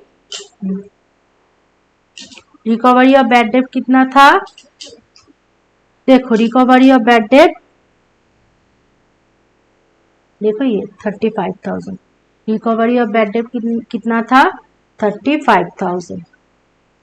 dividend from foreign company, dividend from क्या था, डिविडेंड फ्रॉम फॉरेन कंपनी कितना था 4,000। और एक है बैंक इंटरेस्ट कितना था 15,000। इस तीनों को जोड़ दो, जोड़ के आउटर पे हो ले जाओ 54,000। अब इसमें से ये माइनस कर दो, क्या होगा 253500। अब देखो एक चीज है, ये अच्छे से समझो, नंबर 1 पे बोथ ओपनिंग स्टॉक और क्लोजिंग स्टॉक दोनों ही क्या है ओवर वैल्यू। अब ये ओवर वैल्यूएशन का कैलकुलेशन कैसे करेंगे, देखो ओपनिंग स्टॉक का पहले देखो ओपनिंग स्टॉक का वैल्यू कितना है 11,000। अब देखो 11,000 तो देखो है ना 11,000। अब 11,000 मतलब देखना है कितना ओवर वैल्यू है, minus 11,000 minus 11,000 into 10 divided by 110। ये जो 11,000 है एक्चुअल में वैल्यू होना चाहिए 100, लेकिन 10% ओवर वैल्यू है, मतलब कितना आया है, कितना है 110। सो ये जो 11,000 है इस कितना का वैल्यू है, ये इक्वल टू है 110 का, तो 10 का वैल्यू कितना है वही है, माइनस करोगे तो निकल के आएगा 1,000।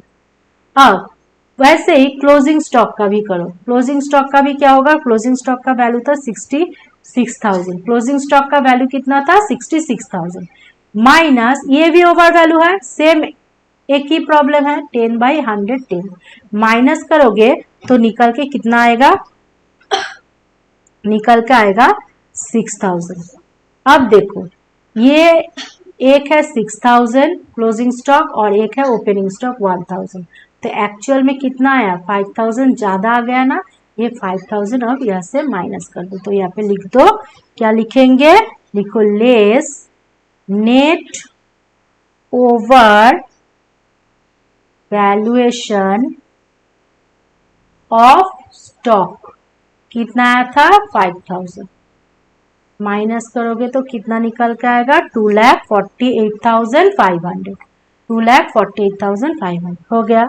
यही है इनकम फ्रॉम बिजनेस। यही क्या निकल के आया, इनकम फ्रॉम बिजनेस। क्या निकल के आया, इनकम फ्रॉम बिजनेस। क्या निकल के आया, इनकम फ्रॉम बिजनेस। हो गया। अब देखो और 3 साम है, अगर ये 3 साम हो जाएगा तो एक है प्रोफेशन का साम, एक है कैपिटल गेन का और एक है अदर सोर्सेस का। अब देखो नेक्स्ट प्रॉब्लम में जाता है, ये किसका है, ये प्रोफेशन का। प्रोफेशन का सम बहुत ही, एक बार स्क्रीनशॉट ले लो एक बार इसका। देखो जो भी है बैलेंस्ड है, जो इंफॉर्मेशन है, एडिशनल इंफॉर्मेशन पढ़ो पहले। 1/5 of the motor car expenses relating to personal use. इसका मतलब जो पर्सनल यूज है, जो पर्सनल यूज है वो नहीं आएगा, जो ऑफिशियल यूज है वो आएगा। अब डेप्रिसिएशन क्या है, डेप्रिसिएशन है 20% पर एनम। अब देखो मोटर कार का परचेज प्राइस कितना है, मोटर कार का देखो, मोटर या देखो मोटर कार किस दिन परचेज किए थे, 1/4/21 पे। अब 1/4/21 पे किए थे, मतलब और ये जो मोटर कार कितना है 20%। अब ये रिटर्न डाउन वैल्यू पे अगर करोगे तो पहले देखो डेप्रिसिएशन का कैलकुलेशन पहले कर लेते हैं। देखो परचेस प्राइस कितना था 3,50,000 था ना। 3,50,000 का 20% करो, पहले इसका 20% करो, कितना होगा 7,000। ये हो गया 21 का। और 22 का डेप्रिसिएशन क्या होगा 3,50,000, क्योंकि ये रिटर्न डाउन वैल्यू पे कर रहा है। 3,50,000 में से माइनस कर दो 7,000, कितना आएगा 2,80,000। 2,80,000। अब डेप्रिसिएशन 22 का कितना होगा 2,80,000 इंटू 20%, मतलब 56,000। ठीक है। रिटर्न डाउन मतलब 21 में 21 में परचेस किए थे तो 21 का डेप्रिसिएशन माइनस होगा, फिर 22 का डेप्रिसिएशन माइनस करके ऐसे करेंगे। 21 में 21 22 का हो गया, 22 23 के लिए ऐसे होगा। ठीक है। लास्ट क्या है, लास्ट प्रॉब्लम क्या है बोलो, लास्ट है ये, लास्ट क्या है ये, the rent and electricity charges based house. ये important, half portion is used for self residence and remaining half portion is used for office. So office के लिए जितना यूज हो रहा है प्रोफेशन के लिए उसको ही हम लोग लेंगे। ठीक है, ये 3 समझ में आ गया। अब देखो झट से सॉल्व कर देते, अभी सॉल्व कर देंगे। 2 रुपीस कॉलम करो, पहले लिखना होगा रिसिप्ट्स। पहले क्या लिखना होगा, रिसिप्ट्स। कुछ स्पेस छोड़ के लिखो पेमेंट्स, कुछ स्पेस छोड़ के लिखो पेमेंट्स। क्या लिखो, लिखो पेमेंट्स। अब रिसिप्ट के अंदर क्या लिखोगे, प्रोफेशनल एक्सपेंसेस, जो सब गिवन है क्वेश्चन पे। Professional receipt, professional receipt, professional receipt. Outer पे देखो एक बार दिखाई देते हैं प्रोफेशनल रिसिप्ट। देखो 8,20,000। ठीक है, इनर पे लिखो 8,20,000। सेम सब चीज गिवन है। Fees from other accounting work, other accounting work के लिए कितना वैल्यू है 65,000। गिफ्ट, मैरिज पर्पस के लिए गिफ्ट मिल रहा है तो कितना, ये क्या होगा, नहीं सॉरी, गिफ्ट फ्रॉम क्लाइंट हो रहा है तो क्या होगा 25,000। क्लाइंट से गिफ्ट मिल रहा है, इसको जोड़ दो, आउटर पे ले लो 9,10,000 हो गया। अब देखो ये सभी क्वेश्चन पे है, देखो ये देखो 65,000 पे भी 5,000 भी क्वेश्चन पे है, गिफ्ट 25,000 भी क्वेश्चन पे है। अब पेमेंट पे क्या क्या लेंगे, पेमेंट पे क्या क्या लेंगे, पेमेंट पे लेंगे रेंट, रेंट होगा 1,80,000 टोटल रेंट है। हाफ पोर्शन बिजनेस के लिए यूज करें इसीलिए हाफ 90,000। और एक है इलेक्ट्रिसिटी, ये सब एडिशनल इंफॉर्मेशन पे दिया है। इलेक्ट्रिसिटी चार्जेस टोटल है 12,000, हाफ यूज कर रहा है ऑफिशियल पर्पस के लिए तो हाफ 6,000। देन क्या होगा, देन देखो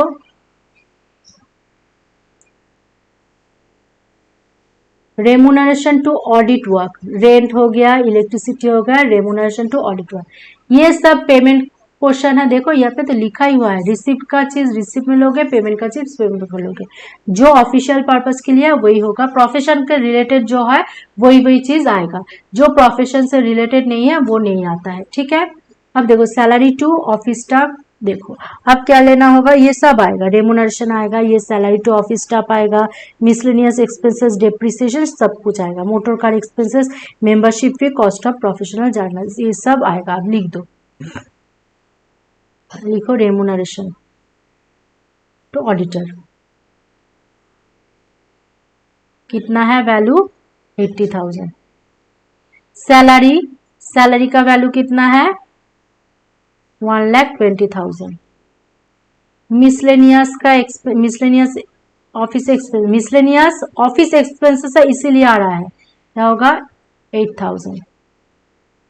डेप्रिसिएशन कितना होगा, डेप्रिसिएशन का कैलकुलेशन तो देखो पहले ही कर लिए थे, यहाँ पे कितना आया था, देखो ये आया था ना 56,000, ये लिख दो 56,000। डेप्रिसिएशन कितना होगा कैलकुलेशन कर लिए थे पहले 56,000। मेंबरशिप फी, मेंबरशिप फी कितना है 1,500, क्वेश्चन पे दिया हुआ है। कॉस्ट ऑफ प्रोफेशनल जर्नल, ये भी क्वेश्चन पे दिया हुआ है 10,000। अब ये जोड़ लो, जोड़ के आउटर पे ले लो, कितना आ जाएगा 431,500। अब ये जो निकाल के आया था ये 9,10,000, इसमें से ये 4,31,500 माइनस कर लो तो 4,78,000, 4,78,500, ये क्या हो गया, ये हो गया टैक्सेबल, क्या हो गया taxable income from profession, income from profession. ठीक है, सो ये प्रॉब्लम भी हो गया। तो बहुत सारा सॉल्व आज हम सॉल्व कर लिए, बहुत सारा प्रॉब्लम सॉल्व कर लिए। अब देखो कैपिटल गेन, कैपिटल गेन के लिए बहुत इंपॉर्टेंट एक चीज है, कैपिटल गेन के लिए हम लोग शॉर्ट टर्म देखते हैं, लॉन्ग टर्म देखते हैं। अब शॉर्ट टर्म कैसे, शेयर ये सब होगा तो 12 मंथ, और नहीं अदर चीजों के लिए क्या होता है 36 मंथ। अब देखो क्या है, अब यहाँ पे दो चीज है, एक है गोल्ड, एक है गोल्ड और एक है रेसिडेंशियल हाउस प्रॉपर्टी। अब देखो अब क्या होगा, डेट ऑफ परचेस इसका क्या है 5 अक्टूबर 21 और डेट ऑफ सेल कितना है 15, मतलब कितने साल हुआ है, कितने मंथ है, देखो लेस देन 36 मंथ है ना, ये क्या हो गया है, ये क्या हो गया, ये हो गया शॉर्ट टर्म, गोल्ड क्या हो गया है शॉर्ट टर्म। और रेंट का देखो 14 में परचेस किए थे और बिके हैं 22 में, तो ये हो गया लॉन्ग टर्म। ये चीज पहले देखना होता है कौन है शॉर्ट टर्म और कौन है इसके लिए 36 मंथ और स्टॉक इसके लिए 12 मंथ, ये देखना होगा। अब देखो अब कैलकुलेशन कर लो, और ये जो है ये न्यू प्रॉपर्टी, ये एक एग्जेम्पशन है, किसका एग्जेम्पशन है 54 का एग्जेम्पशन। अब कैलकुलेशन कर लेते हैं, देखो कैसे करेंगे, पहले दो कॉलम कर लो, एक कर लो गोल्ड और एक कर लो रेसिडेंशियल हाउस प्रॉपर्टी। ठीक है, अब कैलकुलेशन करो, पहले लिखो सेल प्रोसीड, क्या लिखना होगा सेल प्रोसीड, क्या लिखना होगा सेल प्रोसीड। तो यहाँ पे कर देते हैं क्योंकि वहाँ पे प्रॉपर पेज नहीं है। एक बार तुम लोग स्क्रीनशॉट ले लो, स्क्रीनशॉट ले लो, हम नेक्स्ट पेज में जाके सॉल्व कर देते हैं, इसका एक स्क्रीनशॉट ले लो। ठीक है, देखो अब देखो हम लोग सॉल्व करते हैं, गोल्ड का एक कॉलम होगा और एक रेसिडेंशियल हाउस का कॉलम होगा। ठीक है, अब देखो पहले क्या लिखना होगा सेल प्रोसीड, सेल प्रोसीड कितना है, सेल प्रोसीड इसका सब क्वेश्चन पे ही है 1,50,000। क्वेश्चन देखो, स्क्रीनशॉट से क्वेश्चन देखो और समझो। 5,51,000, ठीक है। अब लेस क्या करना होगा, लेस होगा एक्सपेंसेस। कौन चीज एक्सपेंसेस होगा, connection with sale, expenses in connection with sale, expenses in connection with sale. अब जो एक्सपेंसेस है इसका वैल्यू देखो, गोल्ड पे कुछ एक्सपेंसेस नहीं है लेकिन इसमें एक्सपेंसेस है 5 लाख, ठीक है। माइनस करो, कितना आ रहा है, ये तो यही रहेगा और ये 501,000,000। अब ये क्या निकल के आया, ये है net cell proceed, net cell proceed, ठीक है। अब इसमें से लेस करेंगे। एक चीज सुनो, जो शॉर्ट टर्म होता है उसका जो कॉस्ट ऑफ एक्विजिशन है, कॉस्ट ऑफ इम्प्रूवमेंट है, वो कॉस्ट ऑफ एक्विजिशन लिखते हैं, कॉस्ट ऑफ इम्प्रूवमेंट लिखते हैं। लेकिन जो लॉन्ग टर्म कैपिटल एसेट है उसके लिए हम लोग लिखते हैं index cost of acquisition, index cost of improvement. अब लेस करना होगा, पहले हम लोग एक बार लिख रहे हैं कॉस्ट ऑफ एक्विजिशन।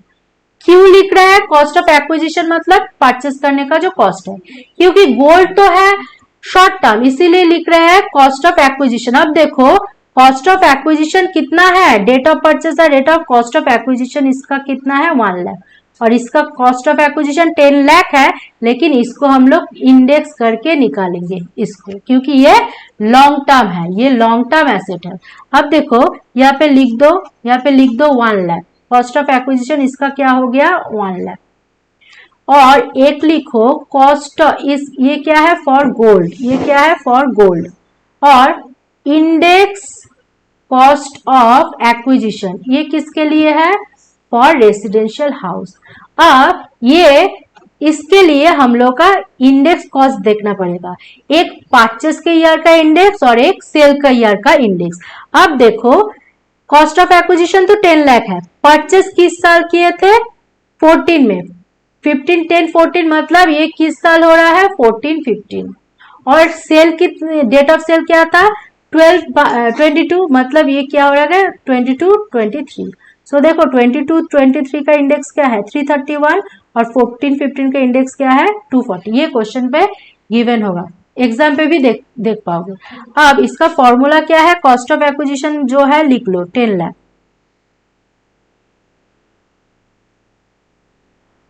इनटू, ऊपर में लिखना होगा cost of acquisition sorry index for the year of sale, वो था 331, नीचे लिखना होगा index for the year of purchase, वो था 240, 14, 15 का जो था और ये 22, 23 का जो था। निकाल के जो आएगा ये लिख दोगे कहाँ पे, रेसिडेंशियल हाउस पे कितना आया 1379167। अब माइनस करो, माइनस करो, इसमें से ये माइनस करने से आएगा 50,000 और इसमें से ये माइनस करने से आएगा 3630,833, ठीक है। ये क्लोज हो गया, इसका दूसरा कोई काम नहीं है, ये निकल कर आ गया टैक्सेबल, क्या निकल के आया taxable short term capital gain. लेकिन इसमें थोड़ा काम बाकी है, क्या बाकी है देखो, इसमें क्या काम बाकी है, ये जो एक स्टोरी बोला है यहाँ पे देखो क्या स्टोरी है, Shubham purchase a new flat in New Town on 15/23। Sale किस दिन किया था 22 मतलब 10 दिसंबर 22 में। New building new house purchase कब कर लिया 15 जनवरी 23 में, मतलब 2 साल के अंदर न्यू बिल्डिंग अगर परचेस कर लेते हैं, मतलब ओल्ड बिल्डिंग से ओल्ड हाउस सेल करने के 2 साल के अंदर अगर न्यू हाउस परचेस कर लेते हैं तो क्या होगा, तो वो एग्जम्पशन आएगा 54 का, उसके लिए हम लोग क्या पाएंगे डिडक्शन। सो इसके लिए हम लोग एक डिडक्शन पाएंगे, तो यहाँ पे लिखो डिडक्शन, एग्जम्पशन लिखो, एग्जम्पशन अंडर सेक्शन 54। अब देखो कितना एग्जम्पशन आएगा, जो कॉस्ट ऑफ न्यू हाउस है उसके साथ कंपेयर करना होगा ये लॉन्ग टर्म कैपिटल गेन जो निकाल का आया। अब कॉस्ट ऑफ न्यू हाउस जो नया खरीदा है उसका कॉस्ट कितना है, देखो 15 लाख, उसका कॉस्ट कितना है 15 लाख। अब ये 15 लाख और 36 लाख 30,000 833, इस दोनों में से लोअर कौन सा है, ऑब्वियसली 15 लाख। तो यहाँ पे क्या लिखेंगे 15 लाख, माइनस करने से निकाल के आएगा 2130,833। यही हो गया है taxable long term capital gain. ठीक है, एक बार फिर से 54 बोल रहे हैं। 50 ओल्ड हाउस सेल करने का 2 साल के अंदर अगर न्यू हाउस परचेज करोगे तो उसके लिए एग्जेम्पशन मिलेगा। एग्जेम्पशन कितना मिलेगा, सेक्शन क्या है, अंडर सेक्शन 54 कितना मिलेगा, जो लोअर ऑफ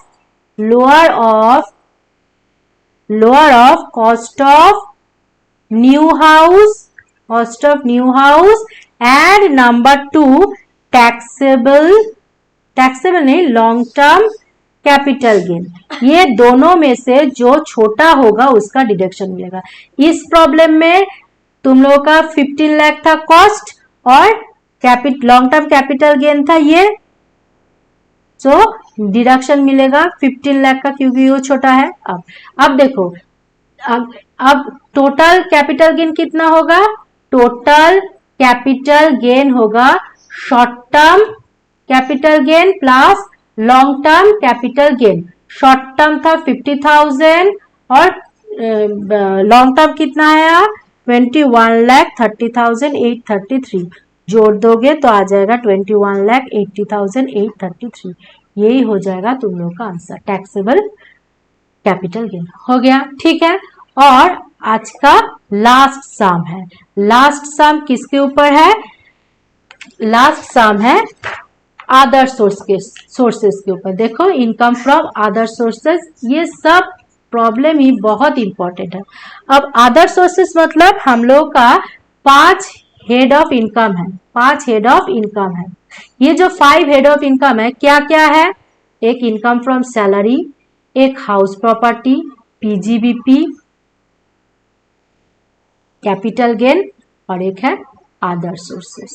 ठीक है, तो 1 2 3 4 पूरा हो गया, रिमेनिंग है अदर सोर्स। हो जाएगा अभी, बहुत ही सिंपल चीज है।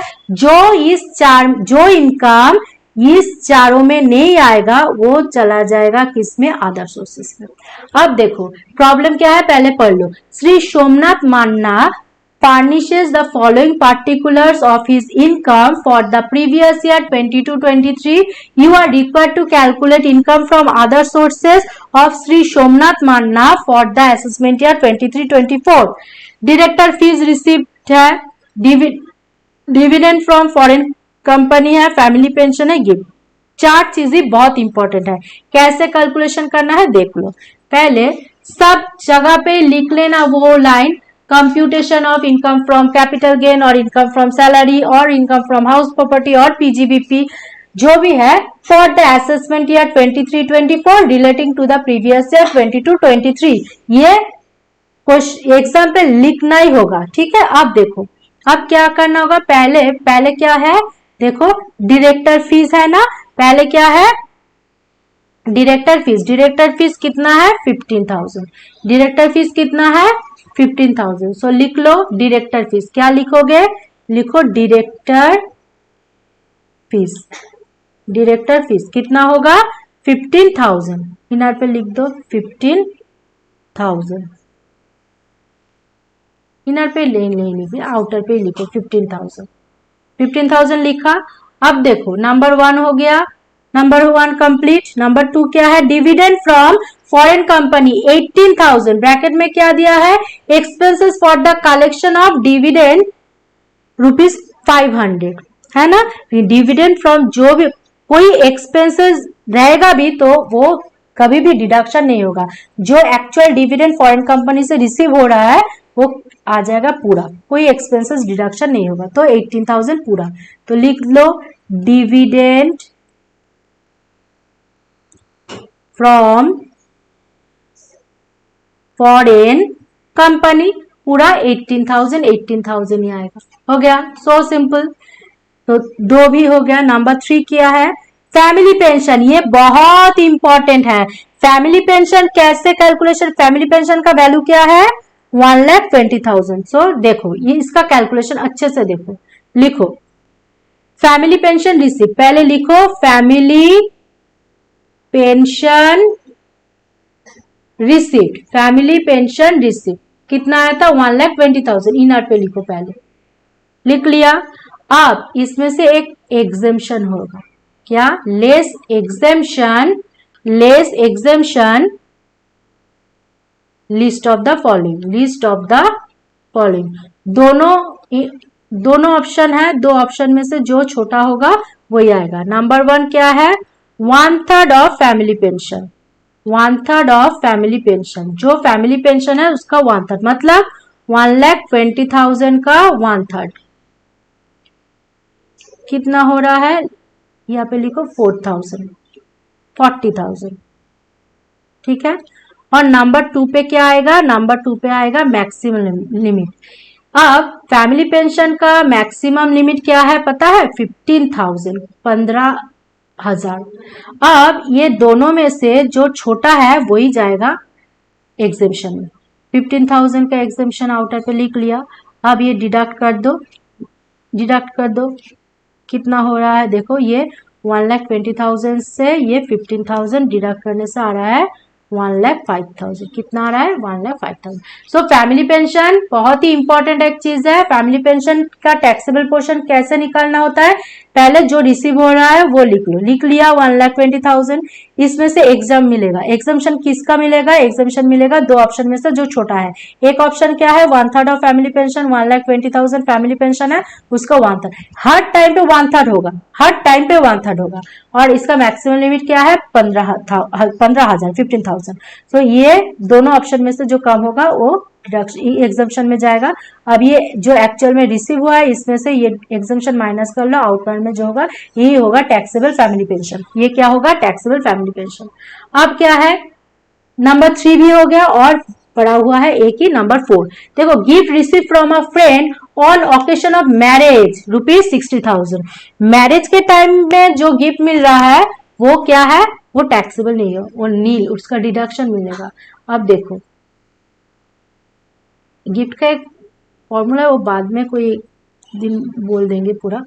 यहाँ पे क्या लिखना है? Gift at marriage. ये क्या होगा? ये होगा नील, इसका कोई डिडक्शन नहीं है। अब ये जो लिखा है, ये जो लिखा है इसके ऐड कर दो। क्या क्या है? एक है 15,000, एक है 18,000 है ना, एक है 1,05,000 और एक नील। जोड़ लो कितना आ रहा है? 1,38,000, 1,38,000। यही होगा income, taxable income, taxable income from other sources. ठीक है। तो हम लोगों का ये जो आज का जो क्लास रहा था ये बहुत इंपॉर्टेंट क्लास है। अगर ये कोई ठीक से एक बार भी ये वीडियो अगर देख लेते हो तो मोर देन 60% मार्क्स आएगा ही आएगा। मोर देन 60% मार्क्स आएगा ही आएगा। अगर हर एक चीज, ये वीडियो अगर 2 बार देख लो, एक बार पहले देख लो फिर और एक बार देख लो, देखने से बहुत अच्छे से टेस्ट का ये रिवीजन हो गया। और जो थोड़ा कुछ बचा हुआ है वो दूसरे कभी भी दिन होगा। ये तुम लोग का एग्जाम के लिए बहुत इंपॉर्टेंट है। ठीक है।